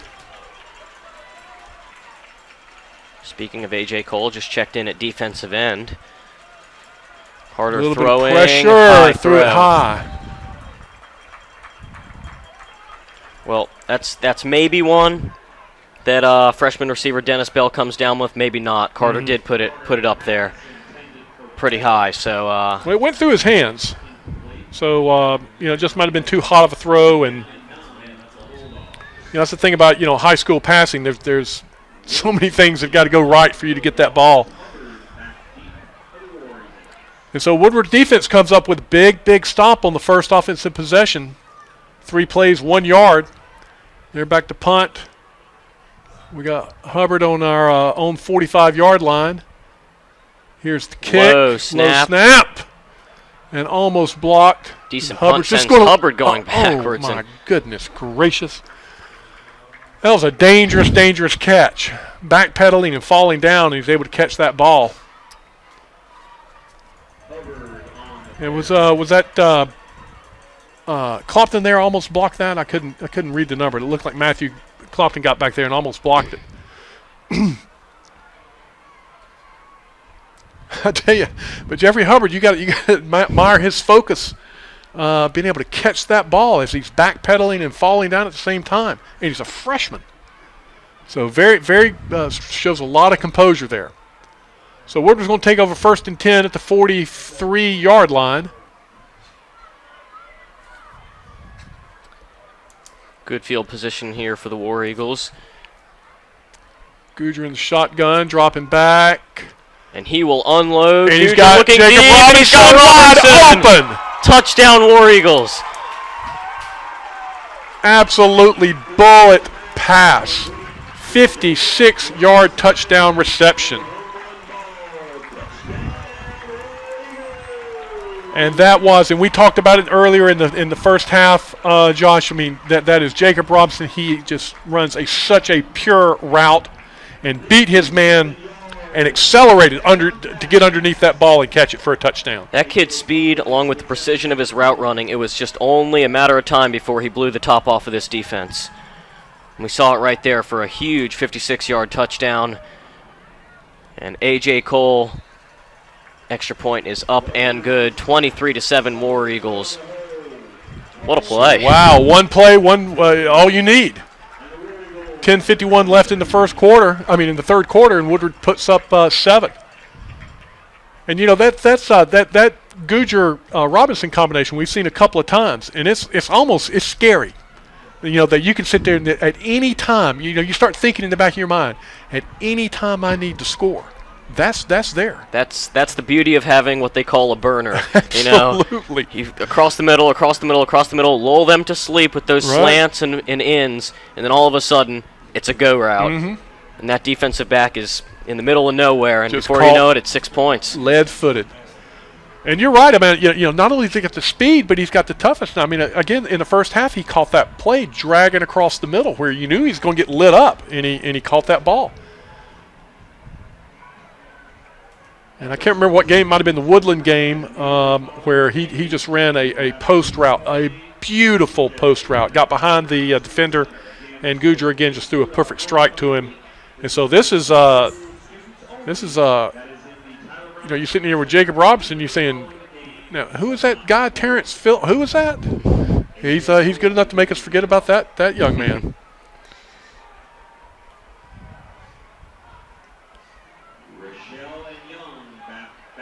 And so trying to get the kicking team ready. A.J. Cole setting up. And this is going to be kind of a gut test for Decatur here to see how they respond to that. And they're going to stay disciplined enough to try and put together a long drive, or they're just going to kind of maybe hang their head a little bit from this point forward, because there's a lot of football left. Plenty of time left on the clock for Decatur, but they, after that 3 and out, right, to start out the second half, not too encouraging, but we'll see if they can turn things around here. They showed the ability to move the ball in the first half, stalled at times, penalties often being the reason, but certainly capable. Carter leads the team out here in the gun, handing off to the fullback, and he is wrapped up. He is wrapped Alex up. Idson threw him down to the turf. Alex Idson and Tommy Bryan on that play. Good stop. 2-yard gain is going to bring up 2nd and 8. But again, those linebackers are fighting off those blocks. Those guards are, firing out, and the linebackers are able to fight through those blocks. So 2nd and 8, again, is shotgun formation. Going to hand it off. And good balance there. Absolutely. Get a couple more yards. Right. Kai Glencross getting a lot of penetration on that, and was able to stick a hand out and grab the leg and slow him down. And I think the AstroTurf did the rest for us. So it's going to bring up 3rd and 7 maybe. One of the first times we've called Andre Young's name tonight, a smaller running back there. We've seen the 2 fullbacks, Harris and Bentley, really carry the load here, but they mix it up that time with Andre Young. A big 3rd and 7 here for the Bulldogs. We definitely got our blitz package coming in here. Here they come. They're getting throwing and oh my goodness, incomplete, and a lot of bad things could have happened on that play.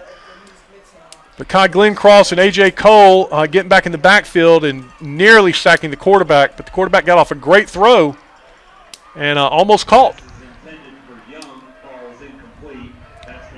But it's going to bring up fourth and 7.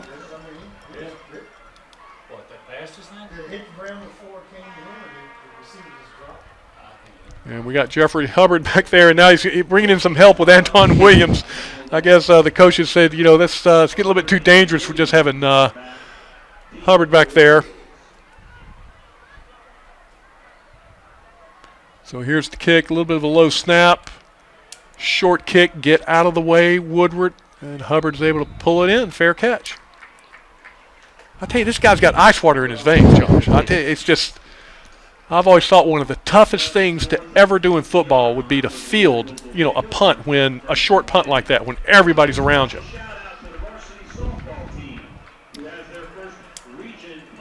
Yeah, Hubbard's one of those guys. We'll be calling his name for years to come. This kid clearly has a lot of talent, and tonight's been doing a great job, like you said. Well, I mean, you know, the thing is that, you know, we got a lot of talent here in this football field, and he's able to break through as a freshman. Never too young to make an impact in these games. Got Robertson on the near side after that long touchdown reception. Guger, time, steps up in the pocket and unloads again, and this one will be too long for everybody. He's looking for Hubbard, but fell harmlessly to the turf. 2nd and 10. He overthrew that one by about a good 10 yards. So it's going to bring up second and 10. And I tell you one thing you can say about Coach Hunt, he is he's not afraid to go stick another nail in the coffin. Not at all.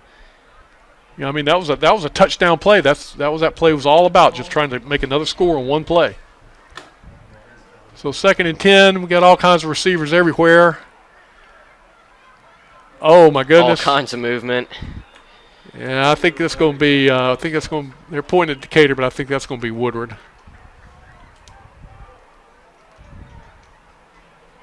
Look, you know, who knows? It looked like we jumped, but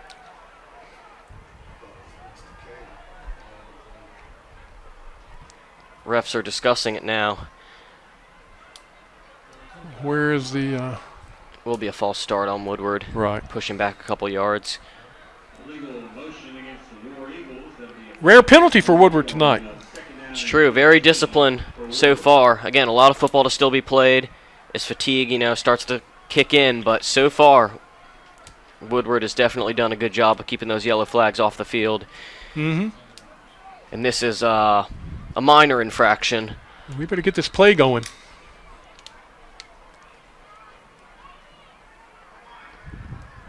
We're going to be backing up another 5 here pretty soon if we don't snap this ball. Got Jess Sutherland in at quarterback.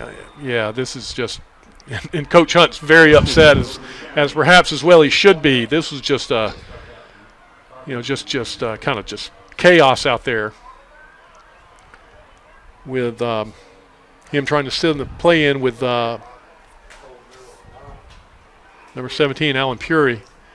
And then Jess Sutherland was in there and Guger was in there, and I think there was just kind of too much going on. And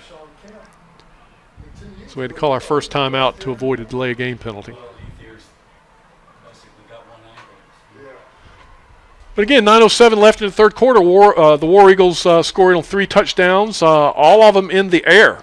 A 21-yard reception for Quincy Wolf, and then another 44-yard reception to, again, Quincy Wolf, and then just first play of the third quarter, a big 56-yard strike, Terry Guger to Jacob Robertson.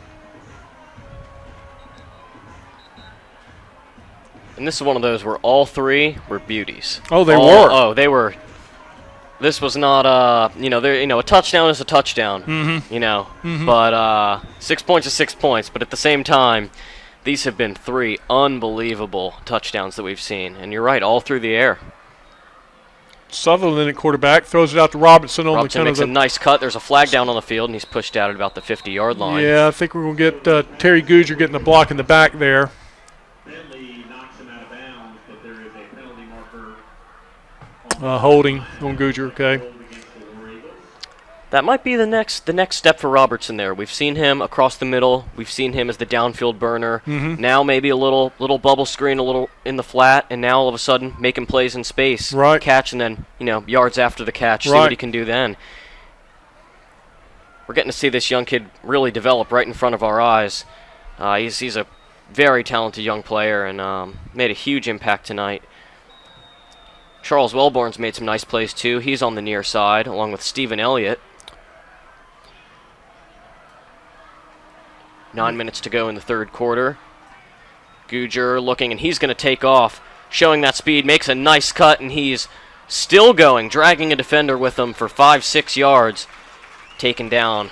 Yeah, and what helped that play, spring that play, Stephen Whitner, number 33, got into the secondary and locked up on the linebacker and had him moving backwards, and that just gave Goodger even more and more space with which to pick up all those penalty yards back. So it's going to be third and about 7. Third down and 7 for the War Eagles. And the thing I liked about that play was Goodger waited a good amount of time before he saw the opening, and then he ran through it. Typically, I think he sometimes just pulls that ball down a little bit too quickly. There he waited a good.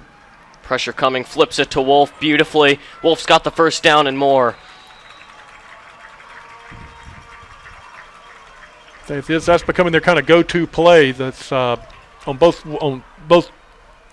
Quincy Wolf's touchdowns. Over those flat routes. Nothing wrong with the old check down. Absolutely not.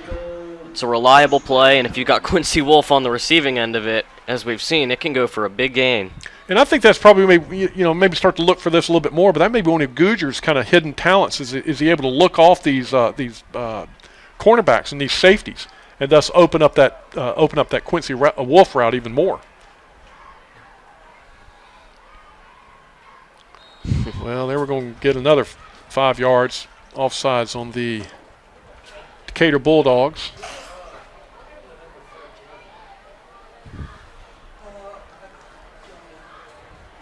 Encroachment on the Bulldogs is the penalty. 5-yard. That'll bring up first and 5. First and 5, 7:46. Again, Woodward still up 23-7. Driving on this drive, Goodger in the shotgun. Goodger Teaches and he himself, will keep got it. the edge. He's got space. And He's got the speed, runs over a defender to about the 12-yard line. About the third time tonight, a defender's gotten flattened by the Woodward quarterback. I'm kind of sitting there, I'm wondering if, Goodger, he says, you know what, I've already got a whole bunch of touchdowns. I think I just want to run over somebody. Because he looks like he's, I thought really on that play he could have danced around that. He could have cut it back inside and gone for the touchdown. He goes, well, let's see if I can run over somebody. Mix it up a bit. Mix it up a bit. Have some fun on this homecoming night. So it brings up first and 10, balls at the 12-yard line. Goodger in shotgun formation. We got him spread all over the place. Hands it to Quincy Wolf, who goes to about the 1-yard line. We took a hard hit there. I think did. He was already airborne when that second tackle came in. There's a Bulldog down on the field. Bit slow to get up. And that's another War Eagle first down. It'll be first and goal. We have an official's timeout on the field. All right, so again, 7:10 left to go in the third quarter. Hopefully it's about to be 30-7. This is first and goal. And just in case you may be wondering, with the homecoming queen and homecoming king, Josh, who was homecoming queen?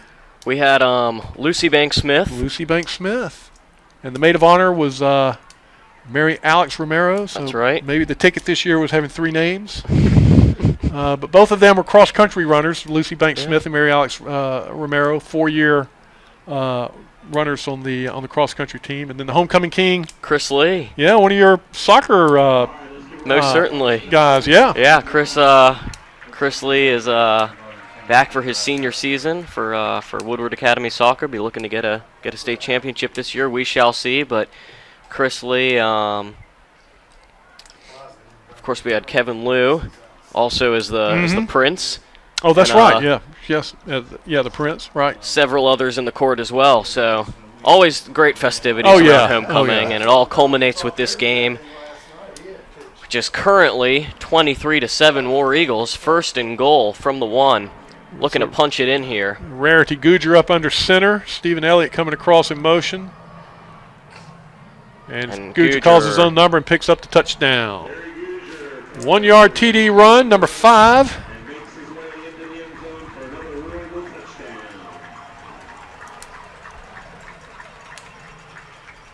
And we were talking at the opening of the second half, the opening of the third quarter. Man, this is a lot closer game than we thought, and man, Decatur's doing all this stuff, and I mean, the blink of the eye, we're now going up 30-7. Here's AJ Coe to hopefully do just what is a formality, and then just kick it through those uprights, and he does.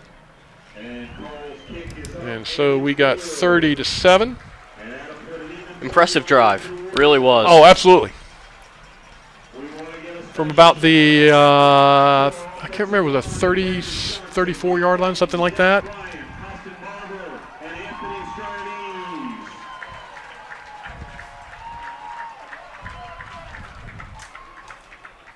.657 left in the third quarter. Yeah, that was a Russian touchdown. Hadn't seen one of those in quite a while.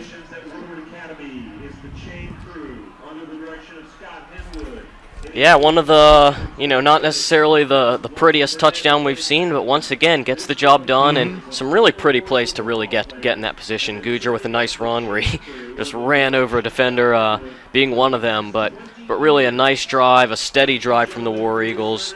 Goodger looked cool, calm, and collected. And just like that, the War Eagles lead by 23. Oh, yeah. I mean, you can just see when that offense comes out there, you can see the confidence. They know they're going to score a touchdown. So we got a new kicker here, Josh, number 22, William Collins, junior. Well, he's got a foot on him, too. Takes it back to the 1 yard line. Beautiful kick. And strong tackle there, just past the 20-yard line.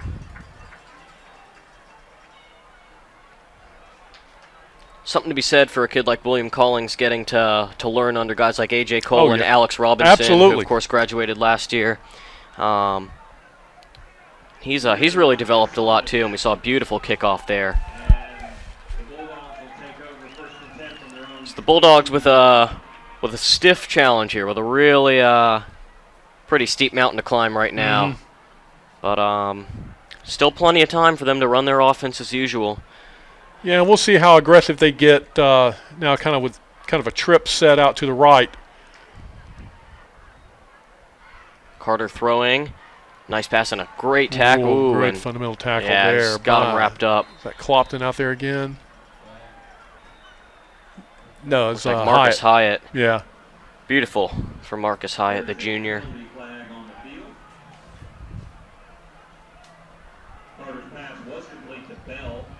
I wonder what the penalty is over on that sideline.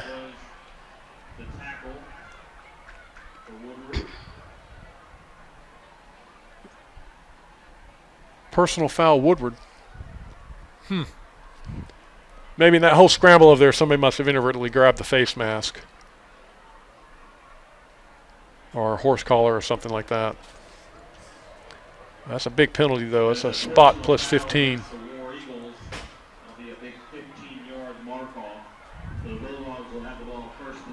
So that brings up 1st and 10, balls at the 41-yard line.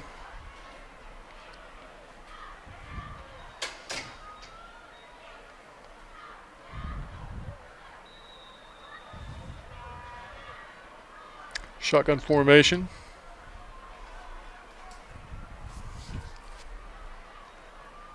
Carter hands off and just runs straight into the middle of the defense. Here's Max Richardson there. And pretty much everybody else on the defense. Austin Phillips in there to make the stop. Brings up 2nd and 10, maybe 2nd and 9.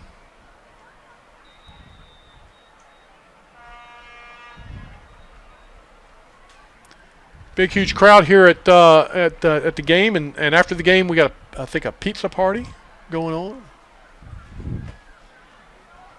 Just a week packed full of activities. Oh, yeah. Endless things going on during this homecoming week, and a beautiful catch. Marcus Hyde overplayed that. Down at the Woodward 40-yard line. That was quite a grab. Yeah, that was a good throw, and that was again, a defensive mistake. I think, Hyatt tried to cut up under the throw. I don't know if he was trying to make a play on an interception or not, but just overplayed the ball and made a complete 1st down and 10. Now the ball's at the 40-yard line. Okay, well, the defense needs to wake up here a little bit. They've gotten maybe a little bit too complacent with the success on the offensive side of the ball.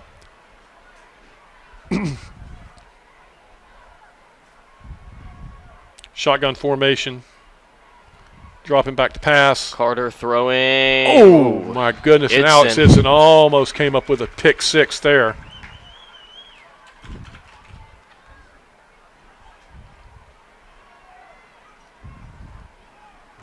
So it's going to bring up 2nd and 10.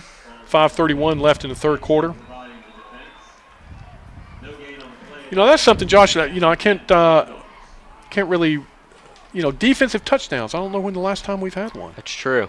Forced a lot of turnovers, but as far as defensive touchdowns, that's true. Remember last year, Quincy Wolf single-handedly had a couple of pick 6s.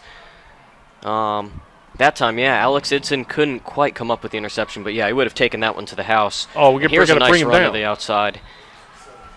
Able to take it up the left side, slip through some tackles, one of which was Alex Hixon coming down the trying to pick up the loss there, and it turns it into a. Looks like they're going just shy of a 1st down. So it's going to bring up 3rd and maybe less than 1. Alex Hixon's having another whale of a game here. Big 3rd down play here. Big 3rd down play. 3rd and 1. And they will just ground and pound as expected. But I tell you what, that was a tough yard for them to get. They were able to get the 1st down, cross over to 30-yard line to about the 29. We're just going to bring up 1st and 10.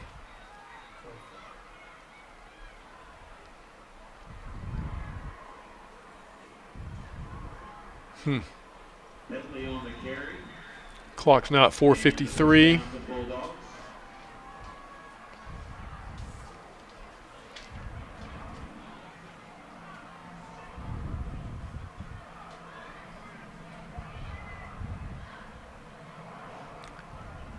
Decatur in a shotgun formation. Here's the snap.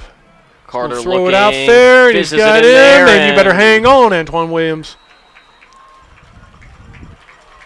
And that was nice play there in space. Yeah, and that's a tough play. I mean, again, that is man versus man. I mean, there's no weak side, no strong side help. It is up to you to make that hit. And again, as we noted at the beginning of the game, Gator has some size on them. They got the size on their receivers are bigger than our corners. But Antoine Williams, again, is coming up and making this fundamental hit on the ball, allowing for about a 5-yard pickup, about a 4-yard pickup. And it's going to bring up 2nd and long 6, 2nd short 7. Now ticking down close to 4 minutes left in the 3rd quarter. Woodward up 30-7.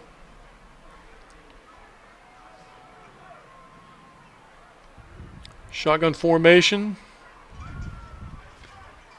Here's the snap's a bad snap, and I think it's going to be a legal procedure in the process. Yep. Penalty markers on the field. So and then again, Decatur just just having these little nitpicking, little gnat-like penalties that are just these little ankle biters, as they say.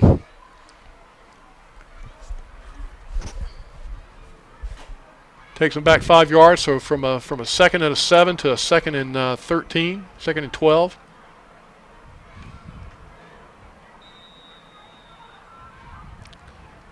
Clock is rolling. Now we're under 4 minutes. Austin Phillips, Matthew Clopton sitting out there on the defensive end slots. Sprint out to the left. Rolling, throwing. Good pass and catch, and now makes a play in space to the 10. Still on his feet to the 5. Still going. Finally taken down at about the 2 or 3, it looked like. That was a great play in space there. Wow, good play, good pick up there. Takes us down.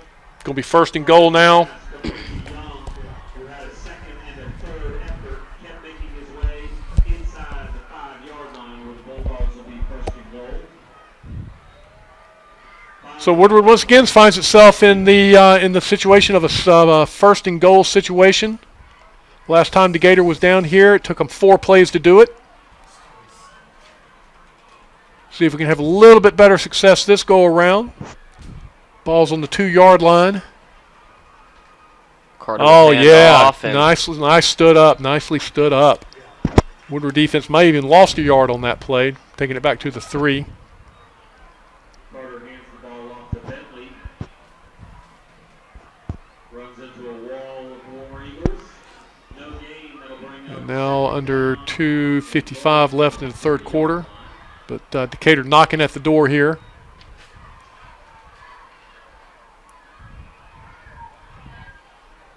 Shotgun formation.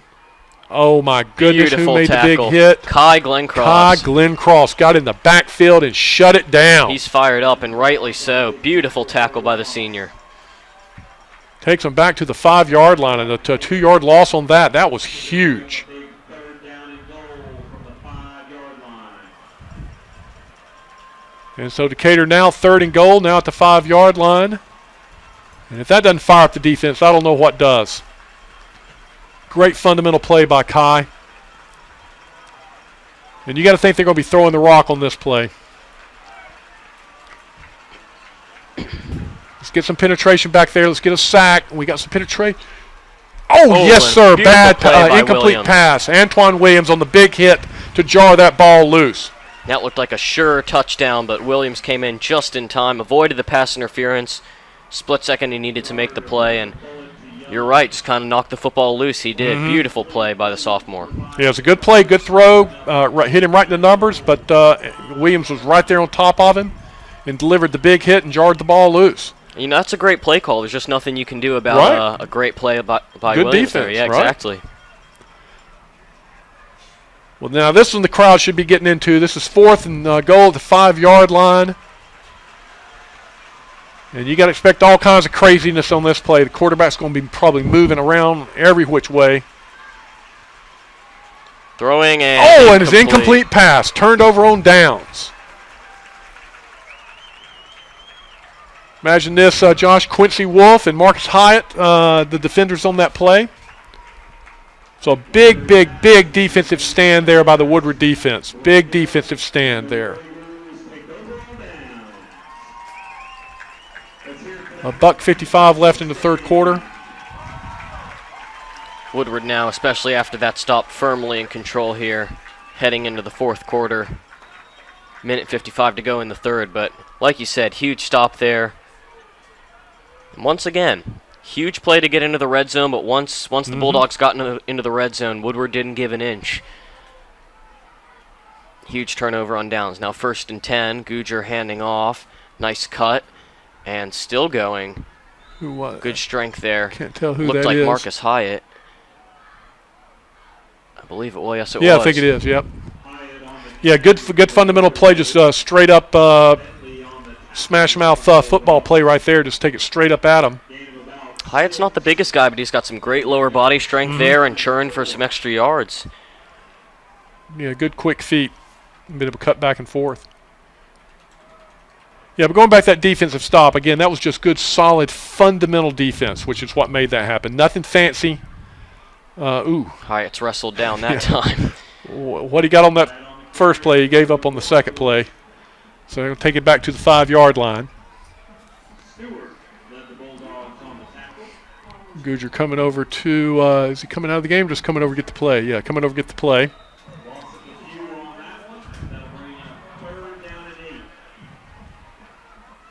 Ticking down to the last few seconds left in the third quarter. Now 50 seconds and ticking. Woodward's 3rd and 9.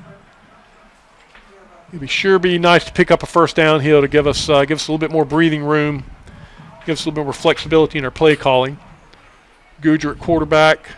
Looks like Quincy Wolf's in the backfield. And we've got a timeout, Woodward. So Woodward takes its first time out of the second half. Oh, no, excuse me, second timeout.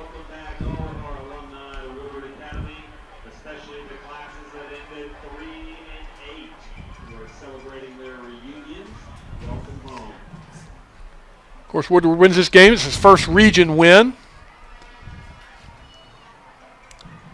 And this will move them to 1-1 in the region, and it'll move Decatur to 0-2 in the region. Decatur started out the season pretty hot, and I know you and a lot of people, kind of, wow, what's this Decatur team going to be like? And they're a good, tough team, but I think they're so far. I mean, I know the game's not over with, but they've made some kind of silly mistakes that have kind of shot themselves in the foot. That if they hadn't have made those mistakes, this could be a much different game. Mm-hmm. And so, the Decatur might be a team that you need to keep your eye on. Not only this season, but in the years coming up. Without question, they've got a couple of playmakers that have been very impressive tonight, despite only having one touchdown. They've shown a lot of potential. Mm-hmm. They really have. And of course, Woodward's. We got Towers coming up next week, an away game, and another region game. And so here we've got 3rd and 9. Goodger in the shotgun. And they're going to throw a flag. Defensive offsides. That's a big break right there. Well, Jared Greer is beside himself. Just kind of dropped to his knees there. He couldn't believe it. Mm-hmm. And I tell you what makes that play so fortuitous for Woodward is, again, it gets Goodger off the end zone line. And so he's got a little bit more maneuverability. It's going to bring up 3rd and about 4, maybe a short 5. Goodger dropping back to pass. Goodger floats He's this got one perfectly Quincy to Wolf. Quincy Wolf. And Quincy Wolf is still moving, and he's pushed out of bounds at about the 46-yard line. And I tell you, that was a beautiful pass, pretty pass. Up and over the defender and just dropped it right into Quincy Wolf's hands. Dropped it right in the breadbasket. Another perfect touch pass. Goodger has really gotten quite good at those. He really has. He has, and he was moving on that play. I mean, he wasn't sitting in the pocket. He had to move around a little bit and step up in the pocket, and that was a finesse throw, and he just dumped it. It was a perfect spiral. And again, Quincy ran right up under it. And it's going to bring up 1st and 10. Woodward's at the 46. 21 seconds left in the third quarter. Hands it off to number 33, Stephen Whitner. Second time we've called his number tonight. Maybe got half a yard there. Third quarter coming to a close now. 30-7 War Eagles in firm command of this game as we head into the fourth and final quarter of play. And a big, once again, imagine this, a big pass play to Quincy Wolf to get Woodward out of trouble in its own end zone. And a big 3rd down play, 3rd and 9, big 3rd down play, and picked up the first down, allowed the drive to continue. But getting back to Woodward's schedule, we go to Towers next week, and then we're at home on the 18th against McNair. And then the big game against St. Pius, which is away. And we've talked about this all season. These last 2 games, St. Pius and Cedar Grove, are going to be the games to decide, where we're going to sit in the playoffs.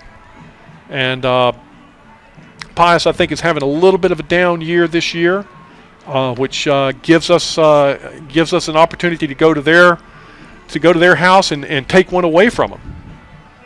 And then wrap up here at the end of the season on November the 1st with Cedar Grove. So from this point forward, Josh, we're going to game day every week. Oh yeah, there's no break. And we're going to have to play well every single week. These region games are a lot of fun. They really are. Last week was a tough loss at Blessed Trinity, but that game was 17-all, and it was neck and neck. Yeah. And it was an incredible game. And these region games, like you're saying, from Towers next week all the way to St. Pius and Cedar Grove to wrap up the season, I think we can expect some great games. Well, I think when we're playing, again, the Blessed Trinities and the Piuses and the Cedar Groves, home field advantage is a huge advantage. Certainly is. Goodger now on 2nd and 9, stepping up, using his athleticism, makes another man miss. How is he doing it, Quentin? This is unbelievable. Terry Goodger to the 45-yard line. Well, that was definition of something out of nothing. Absolutely. Running and ducking and weaving and maybe a little bit dangerously sticking that ball out there. But again, he's strong enough to turn, again, like you said, something into nothing. And it takes a 2nd and 9 to make it to the 3rd and 1. And arm tackles will never bring down 6'4", 215 pounds. South Carolina bound athletes. Goodger in the shotgun. Stephen Whitner, number 33, seen a lot of action tonight. There's Stephen Johnson as well. Goodger calling his own number, picking and weaving his way up. Picks up the first down.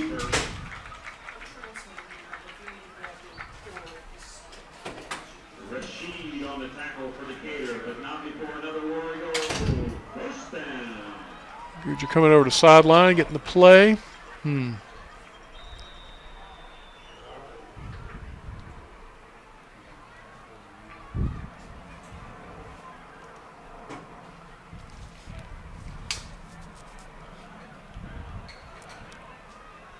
Goodger shotgun. Twins out left, twins out right. Here's the snap. Goodger hands off to Whitner, who takes it straight up the gut. Picks up about 4, maybe 5 yards. Stephen Whitner, a sophomore, getting some major playing time. And in comes Jess Sutherland. So I think we'll see Goodger move out to a slot wide receiver spot, and Jess Sutherland go up under center. And that's what we got.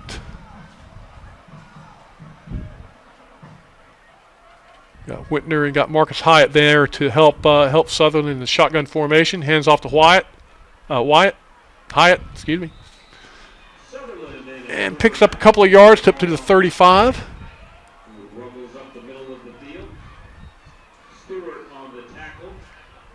Tell you what I love about this drive, Josh, is we started it like at maybe 11, the high 11s, and it's now ticking down almost to 9 minutes.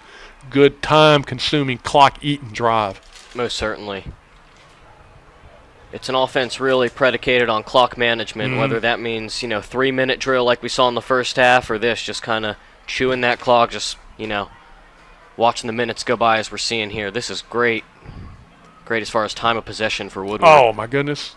Well, I tell you, we got away with one there. Sutherland Flossman and Whitmer couldn't come down with it, and he got absolutely laid out there. Yeah, that was thrown behind him there, so he had to turn around and catch it against his, against his momentum. Made it a difficult throw. Southern kind of left that ball out on the wrong side of him.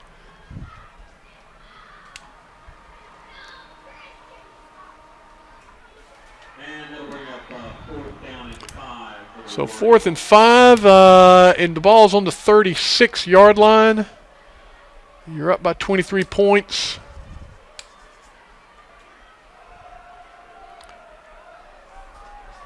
Well, we're not sure what they're going to do.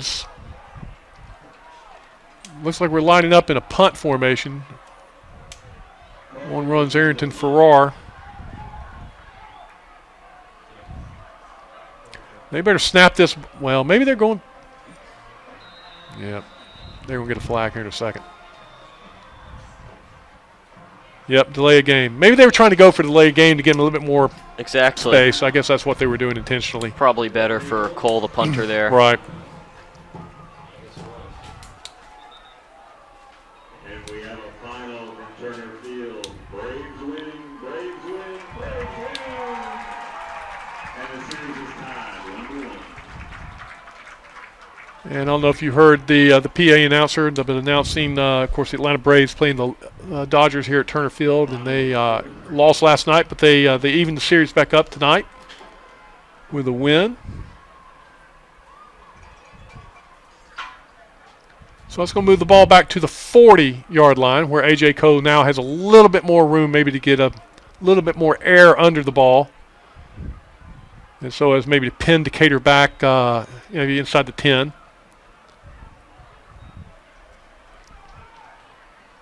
Here comes the snap. You got a little too much on that one, I think. Oh, no. But the play was stopped. That would have been a. For some That would have reason. been a very nice. It would have been. I mean, it hit About like the on the 2-yard line and bounced laterally. So I'm not sure why the clock was stopped. Maybe the ball they're saying was never set, or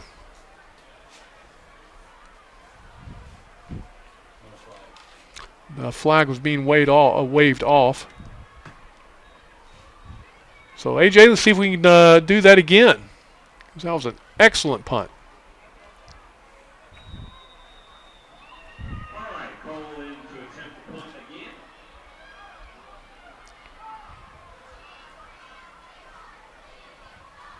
So there's the snap. A little bit more pressure this time. It's Looks another to be a pretty beauty. good punt. If we can get a good bounce. And we hit on like the 2-yard line, but bounced the wrong direction. Bounced forward. Well, that's okay. Brings it out to the 20-yard line. 8:45 left in the fourth quarter. Woodward up 30-7. Got a Bulldog down on around the 40-yard line. Probably just some cramp issues. You know, it's kind of cooled the past week or so, but then kind of got a little bit warmer today. Maybe having some hydration issues going on.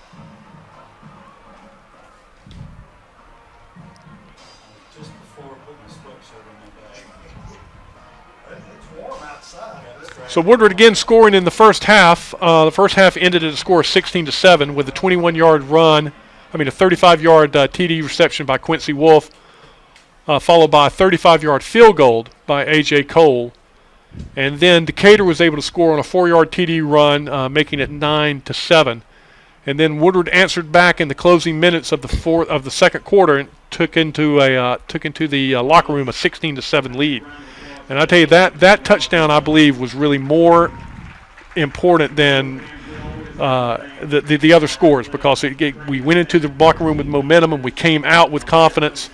And first play, touchdown. It's one of those things, like you said, about scoring right before the half. That's in any sport. It's absolutely huge. You know, any sport, whether it be hockey, soccer, really, when you score right before the half and you gain that momentum, or even before the end of a quarter, it speaks volumes to the team that's not only worked hard to get in that situation where now they've taken the momentum, but it always seems to carry over into second half of play or wherever you are next in the game. And that was absolutely huge for Woodward, scoring right before the Decatur rolling out. He's got a man open. Oh, it's intercepted by Farrar. On the rebound by Arrington Farrar. Oh, outstanding. Outstanding. And that interception was Curry, number 11, broke up that pass and the good old-fashioned tip drill. And Farrar comes up with the big INT.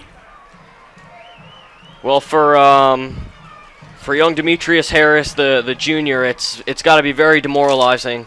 You know, the ball in his hands and then gets tipped and it looks like it's going to fall incomplete. But Arrington Farrar, the ball hawk, coming in and making a great interception. But tough play there for the Bulldogs, but a huge turnover from Woodward.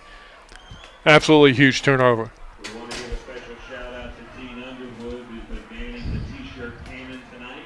Don't forget. So Goodger back in at quarterback, empty backfield. Motion coming back to the right, hands it off to Hyatt. Hyatt makes a nice cut upfield, makes another nice cut. Hyatt with a stiff arm, and he's shoved out of bounds at the 45. Hyatt with some impressive running here in the second half. And that's the other good thing, you see. I mean, we've called a lot of people's numbers tonight. I mean, Hyatt, he wasn't a running back, but now he's in there. Stephen Whitner, Stephen Elliott, who we talked about before, but again, a lot of people getting a lot of touches today. This is even without, Holyfield back there. We're so used to calling his name, carrying the load quite a bit, but it's we've definitely seen a lot of sweeps like that one right there coming across the middle with receivers like Hyatt. Hyatt in motion again. Let's see if they go back to him. Gujar will keep it. Gujar explodes up the middle. Gujar will score. Touchdown, War Eagles. 46-yard TD run. Shot out of a cannon. Oh, he did. He was on a mission on that play. I mean, he took that straight up north-south. He didn't run from sideline to sideline. He went up straight up the field. You got to love the call. They give it to Hyatt on the previous play. This time puts it in Hyatt's chest, pulls it out, and takes it himself. Beautiful run by the quarterback, Gujar. Absolutely. And again, that's just that you can just see the confidence in that play. That he knew when that play snapped, he knew he was going to score. And so in is A.J. Cole to kick the point after. Jess Sutherland doing the holding. Snaps away, kicks away. The kick is good. Woodward now with a 30-point lead. Kind of hard to believe after where we were sitting, right before halftime. Absolutely. I mean, I was, early on at the beginning of the game, I thought, Woodward would be able to handle this game and win by double digits. But then after that first half, man, I was not sure. I wasn't sure at all. But we came out with somebody lit a fire under somebody. We came out in the second half and took control of the game right off the bat. Yeah, I mean we have just shut Decatur down. The big goal line stand, the interception. The defense has really stepped up, and the offense has just driven a stake in their heart on nearly every possession.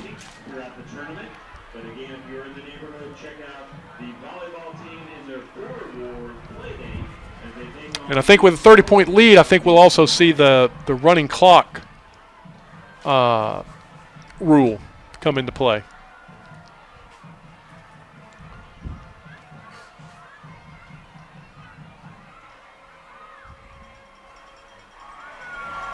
I think Decatur's band was here, weren't they? Yes. Yes, they were. So I think they've trying to beat the traffic. There's a kick by William Collins. Great kick down to the 2-yard line. Where here he's going to be tackled and brought down about the 15, 16, maybe 17-yard line, depending on where they mark it. And Woodward's defense coming out there. We're seeing a lot of new numbers, which is a good sign. Number 78, Cody Stringer coming out there. Number 70, Miles Farrell, who's a name we're used to seeing on the offensive side of the ball, coming out there.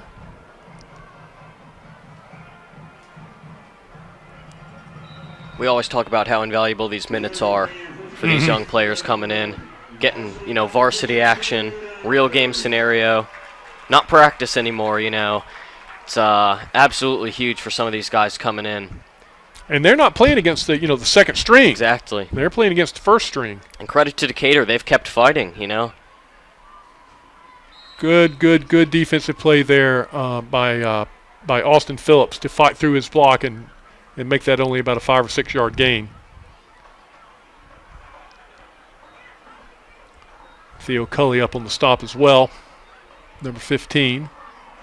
It's going to bring up second and short 6, long 5. Boy, Coley was motivated going into this season. He looked at Ozzie Bunbury last year and said the impact that kid made, he said, I want to have that impact. And Theo's really worked hard for the offseason and even into the season. Great cornerback, and he's been really determined this year, and credit to him. And off, and a nice run up the middle. Oh, and Arrington Farrar and Austin Phillips both making a big tackle there. But after a first down was picked up, and the clock is still running. 7 and change left. Now almost 7 minutes. Out comes Marcus Hyatt.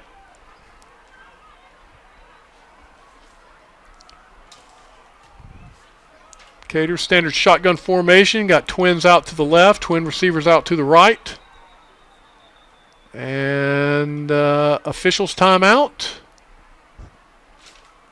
It looks like they're meeting with the Decatur coach again about something.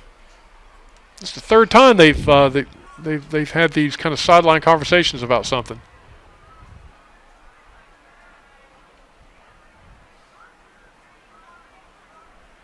Huh. Now they're running over to the Woodward side of the field.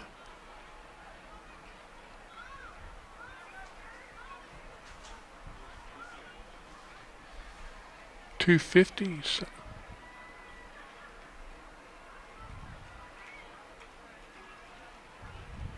So I guess they want their clock issue here.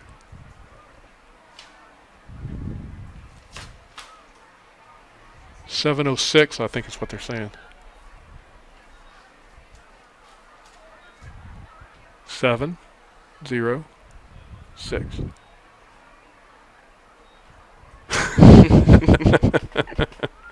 And they put up 714. Well, we're communicating by hand signals here, so it's gonna be a little confusing. There we go, 706. All right. All right, and we've now adjusted the clock to 7 minutes and 6 seconds. All right. So now it starts rolling.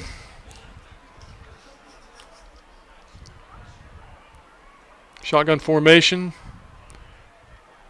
Stepping up in the pocket and nearly sacked and floated one out there. Incomplete pass. Blindside hit there. Devontae Carter got hit really hard on there. Popped right back up, though. Interestingly enough, you hear a lot of quarterbacks say those sometimes don't hurt as much. Right. When they get blindsided like that. Looks very painful. Ball comes flying out, arms flailing, but Carter, no problem, popped right back up. Well, you hear that quite often. That when you're relaxed and you don't expect it to happen, that it just yeah. But then when you're all tense and stuff like that, that's when you get drilled. That's when you get hurt.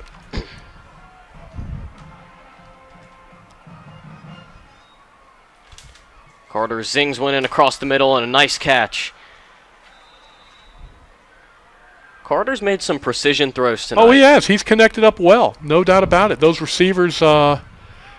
It's just that again, the Woodward corners have been on them so quick that they're not getting any yards after the catch. That's it. It's there's a lack of big play ability due to the Woodward secondary. I think really just they stymie any play that's gotten past 7 or 8 yards right. It seems, and nice catch across the middle maybe, but with guys like Farrar and Williams back there. Hasn't gone for much more than that. Yeah, Arrington Farrar's had a great game in terms of being that that last man, that safety valve, in preventing some plays from becoming bigger plays.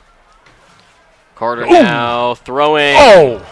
Overthrew his receiver. Number 33, Demetrius Harris. Stephon Gresham there in position. Might pick off a interception, but ball's just a little bit too hot, too low. 6:17 left in the fourth quarter. Woodward up 30 points, 37-7.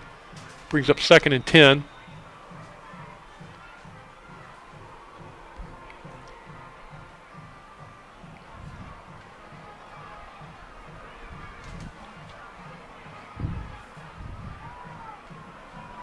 Shotgun formation. Woodward's got 4 down linemen, bringing a little bit of a blitz here with Max Richardson. They throw it out, and again, get Theo Cully on a good fundamental tackle, being helped out with Austin Phillips. 6 minutes and counting.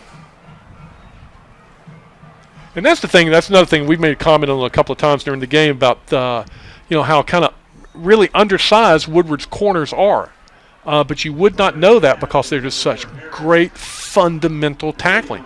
And this is the best tackling I've seen out of the corners in a couple of years. I remember we would comment for the past 2 or 3 years about the inability of these cornerbacks to really come up and make a solid hit. They keep going for the ankles and for the legs. But these guys, Austin Phillips and these guys, they're hitting them in the numbers. Carter rolling out, Alex still Hixon rolling, and he's going to be chase. forced to throw this one away.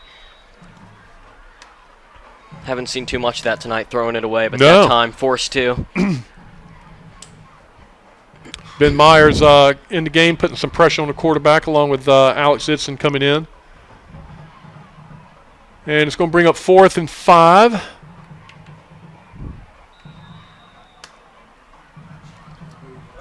So no doubt they'll run a play. In comes Ryan Todd for Cody Stringer.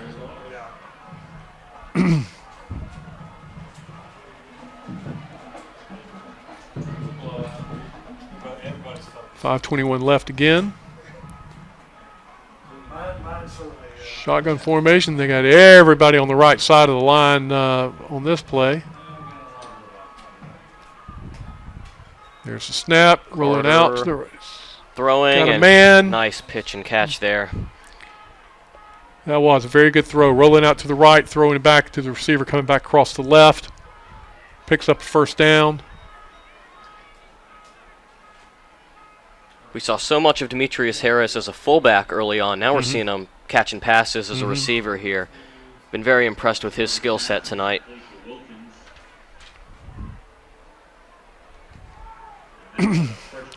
Now 5 minutes left in the fourth quarter.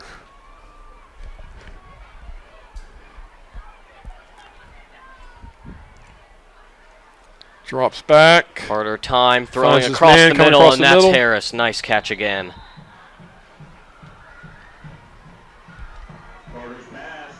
Stephon Gresham on the stop there, but not before they pick up the first down.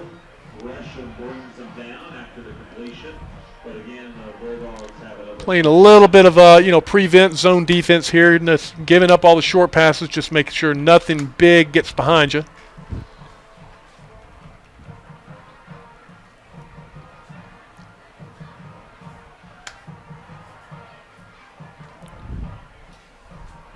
Ball's at the 24-yard line. Shotgun formation. Got some pressure, and they're going to bring him down. Austin Phillips on the play, along with Miles Farrell.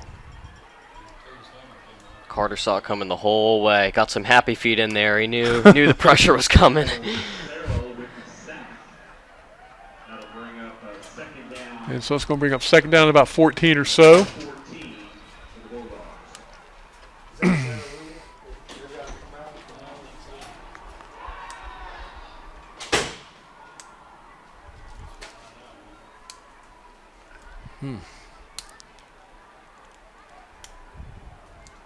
Woodward defense lines up.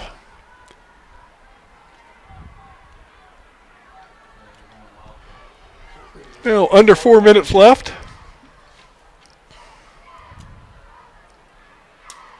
Kind of a low snap, but making the most of it is the fullback here. Got a flag, though. Still rumbling. Yeah, there was a flag on the play. That's probably going to be offensive holding. That was that kind of wildcat formation that we saw at the end of the the first half. Yeah, there's even one in the backfield, so got illegal block on the offense, so that one's coming back. Block in the back against Decatur. Going to bring that nice run back.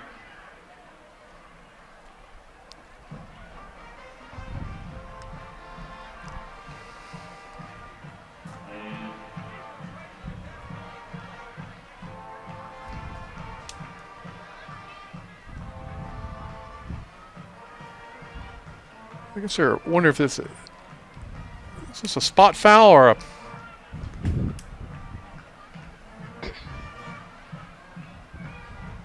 Yeah. So they mark 10 yards off from the spot of the foul, which is going to bring up second and I don't know if I can, about 18 or so, maybe 20. Ooh, it's a lot further back than I thought. 22. Almost 3.5 minutes left in the fourth quarter. Woodward up 37-7.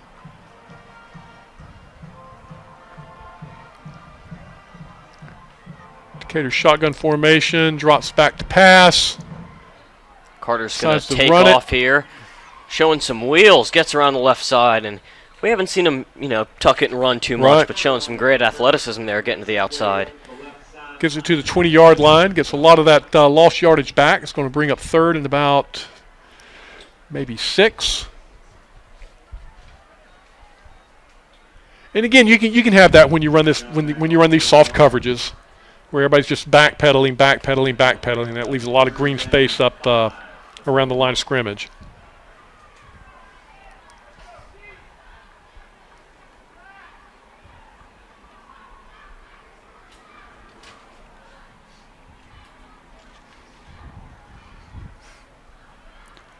Ball's at 20-yard line, 3rd down, and about 6.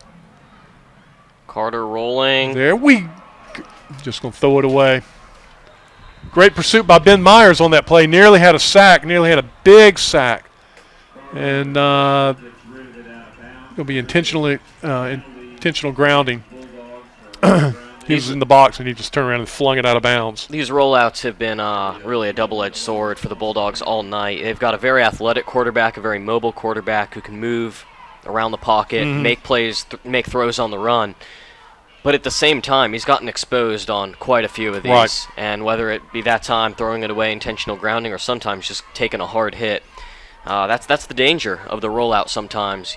Turns around and he's got a couple red shirts, pinning their ears back and flying right at them, licking their chops. So we've got 3:11 left now. War Eagles still with a 30-point lead. Now a dominant second half performance. Right.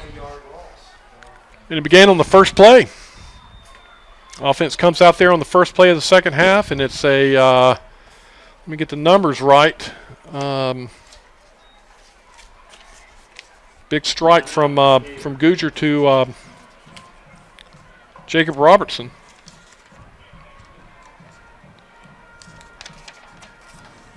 Yeah, 56-yard TD. And that was after a big 3-and-out, and shut down by the Woodward defense. And defense translating to offense. Yeah, we say it all the time. That was the epitome of it, and that really the floodgates just kind of opened after that. Woodward just kind of blew this game open. Right. And then on the next possession, we were able to march the ball down the field, eat up a lot of clock, and Goodger able to take it in a 1-yard quarterback sneak and take it up 30-7. That was a beautiful drive, just in how methodical it was. Right. And sometimes those are the prettiest drives, just chipping away. 1-yard touchdown run, taking several minutes off the clock. Yeah, and I get, I'm a little bit old school, as I've said several times before, and those are the types of possessions I really love, where the offense just grinds it down your throat slowly. And because I think that just leaves you so much more demoralized, and Austin Phillips almost makes a big sack. Oh, and they're going to throw a flag on this. If they don't, my goodness. I think they just want this game to get over with. And say, we don't want to do that, because I think it looked like Dustin Jenkins. This is all wrapped around the receiver there. But looked like some pass interference downfield, but right. Might have been a little bit of both. Yeah. So they said no call. So the War Eagles take over on downs on that. Shout out to Coach Chris Myers and Coach Kim Bodie for spotting tonight's game. Mr. Andy Phillips. And here the Woodward's band in the background. I want to give a special shout out to WA Live Production under the direction of pretty much this whole crowd sticking around to see this game out, despite the fact that it's well in hand at this point. I think everybody's just out here enjoying beautiful night, homecoming night. Yeah, great community, of course. At Woodward, and that's what they're here for as well. And there's Sutherland, but got a flag on the play. Looks like we might have had illegal procedure or something. Not sure.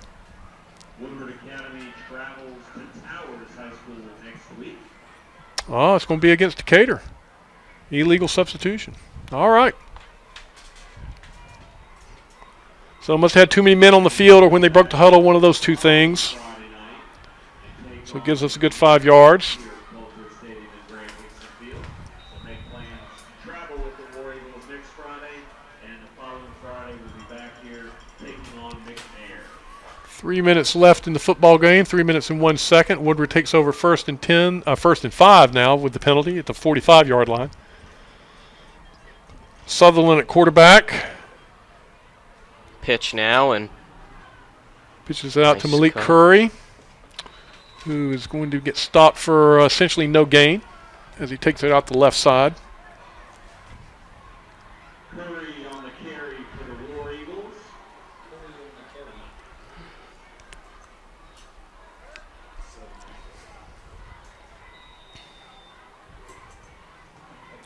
Second and a long 4.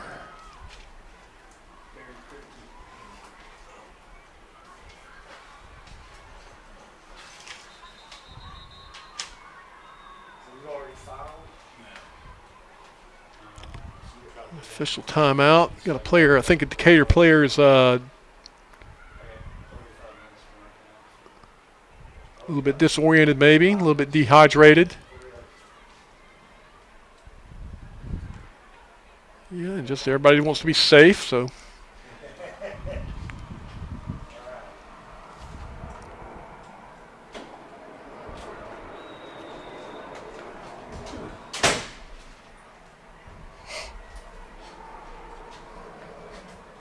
Hands off again to Malik Curry, who dances and spins around.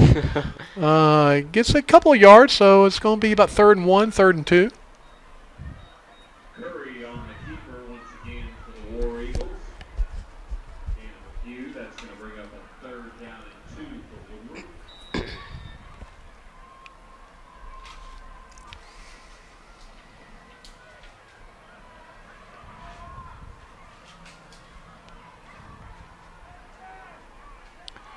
Minute 44 left. They pick up this first down. It's just going to be now just kneeling the ball and waiting for the clock to run out.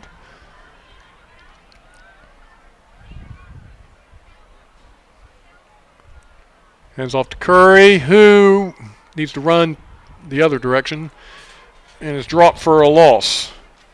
Run a little bit too much sideways there. So it's going to bring up 4th and 2, and out comes the punting unit.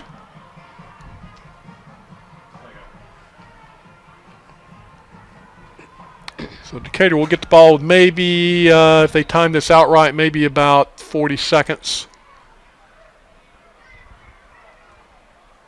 William Collins back to punt. And we got a flag on the play. Probably, again, 12 people broke the huddle. You know, and that tends to happen, you know, in the later parts of the game where you're substituting so many people. People aren't sure, was it punt team B, punt team A, punt team C? And it gets a little bit confusing out there for the players.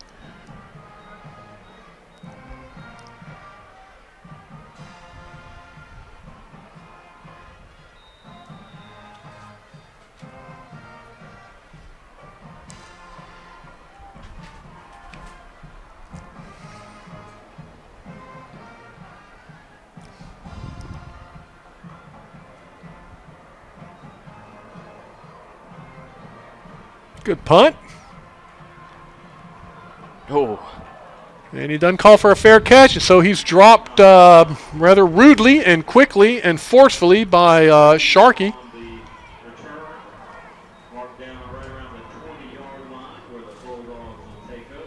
So 44 seconds left in the game, and Decatur will have this one last possession.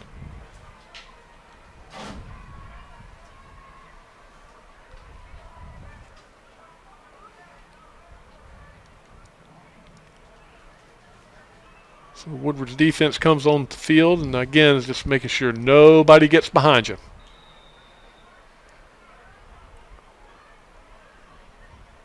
They'll rush their 4 down linemen, drop the linebackers back.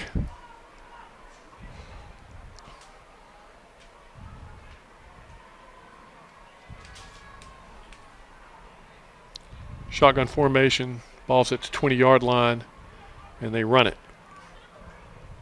And after about a 3 or 4 yard gain, they're dropped by Alex Hixon and a whole host of other Woodward Academy defenders. And this may be the last play of the game. They're going to try and sneak one more in.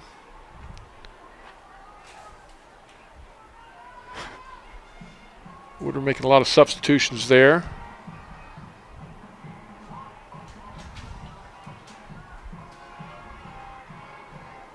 And running straight up the middle for no gain, and 2 seconds, 1 second. There we go. That's it. That's it. I'll tell you, Josh, this was I was impressed with Woodward. I was impressed with Decatur, but more impressed with Woodward's ability to come out here in the second half and just put this game away. This was one of those games, I think, despite the scoreline, it was incredibly entertaining. Yeah. I think the scoreline is one thing, but I think Decatur's caliber was really there. And although they lost by 30, it was one of those games that was really entertaining throughout. Mm-hmm. High levels play, really both offenses, both defenses. Woodward, I think, just really took the reins. They just, when the momentum was presented, they really just took, they exploited. And that's when, it started at the end of the first half. And they just carried that momentum into the second half, which was huge. Well, we said it during the first half. I mean, those were some of the most prettiest catches, Quincy Wolf, and runs I've ever seen. Yeah. I mean, especially that first touchdown where he pulled it in with one hand and just danced all the way up the sideline and was nearly taken down and just I mean, with sheer willpower, pulled himself free and ran the final 3 yards into the end zone. I agree. I think those 3 receiving touchdowns to start the game were as pretty a plays as we've seen, really. And Quincy Wolf, but also we saw Jacob Robertson. Yeah. Really make some huge strides tonight, and had a beautiful touchdown of his own. But Quincy Wolf, that'll be in a highlight video somewhere. Right. And on the defensive side of the ball, I think Alex Hixon and the defensive ends with A.J. Cole and Kai Glenncross making some huge sacks, and Arrington Farrar making the big interception. Again, total team effort on both sides of the ball. So just outstanding. And you mentioned A.J. Cole. A.J. Cole and Jack Bryant, both, predominantly offensive players. A.J., of course, on special teams as well. Asked to step in, on that defensive line tonight due to their size. They're playing a bigger Decatur Bulldogs team. And, they stepped in and did a great job.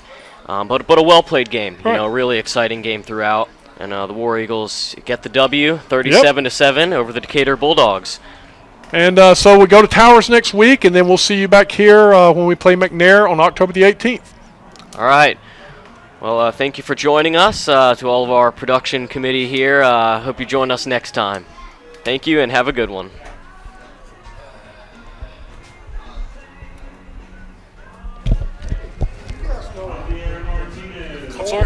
Cole missed that extra point. Is that a first for him? First, It may have been. I knew it was from a lot farther away.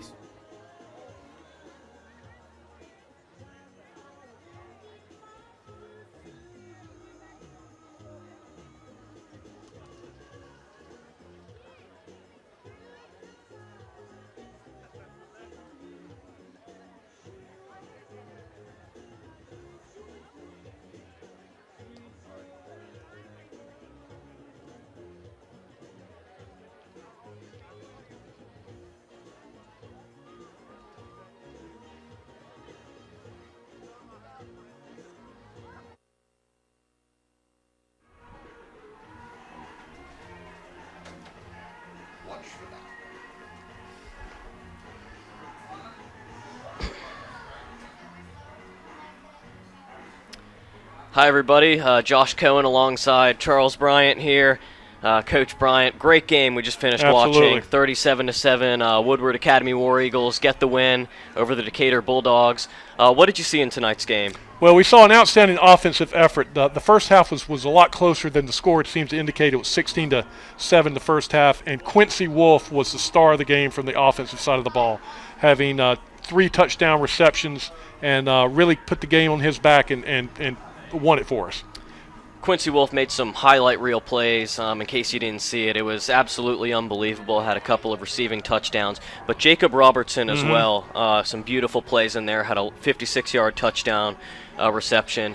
And just talk a little bit about the play of Terry Guger tonight. Yeah, he had a great throwing the ball, just absolutely laying it out there for Quincy Wolf to run under and get. And then he had a couple of rushing touchdowns himself. And on the defensive side of the ball, the really defensive ends won this game for us with some huge sacks on third and long situations. And Arrington Farrar coming up with a big interception to kill a Decatur Bulldog drive. And the Decatur Bulldogs were able to move the ball at times fairly well down the field, but the Woodward defense really was really tough in the red zone. Only conceded 7 points in this game. Obviously a great performance. Saw linebackers like Kai Glenncross and Alex Hixon come up huge yet again Of course, Farrar and Williams in the secondary. And guys like Jack Bryant and A.J. Cole with a big task tonight, stepping in at defensive positions. Defensive tackle, defensive end, made some huge plays. All right, folks. Again, thanks, guys. 37-7. Woodward goes 1-1 in the region, and we head off to Towers next week. Thank you for joining us, everybody. Again, Woodward 4-2 on the season, and hope to see you next time.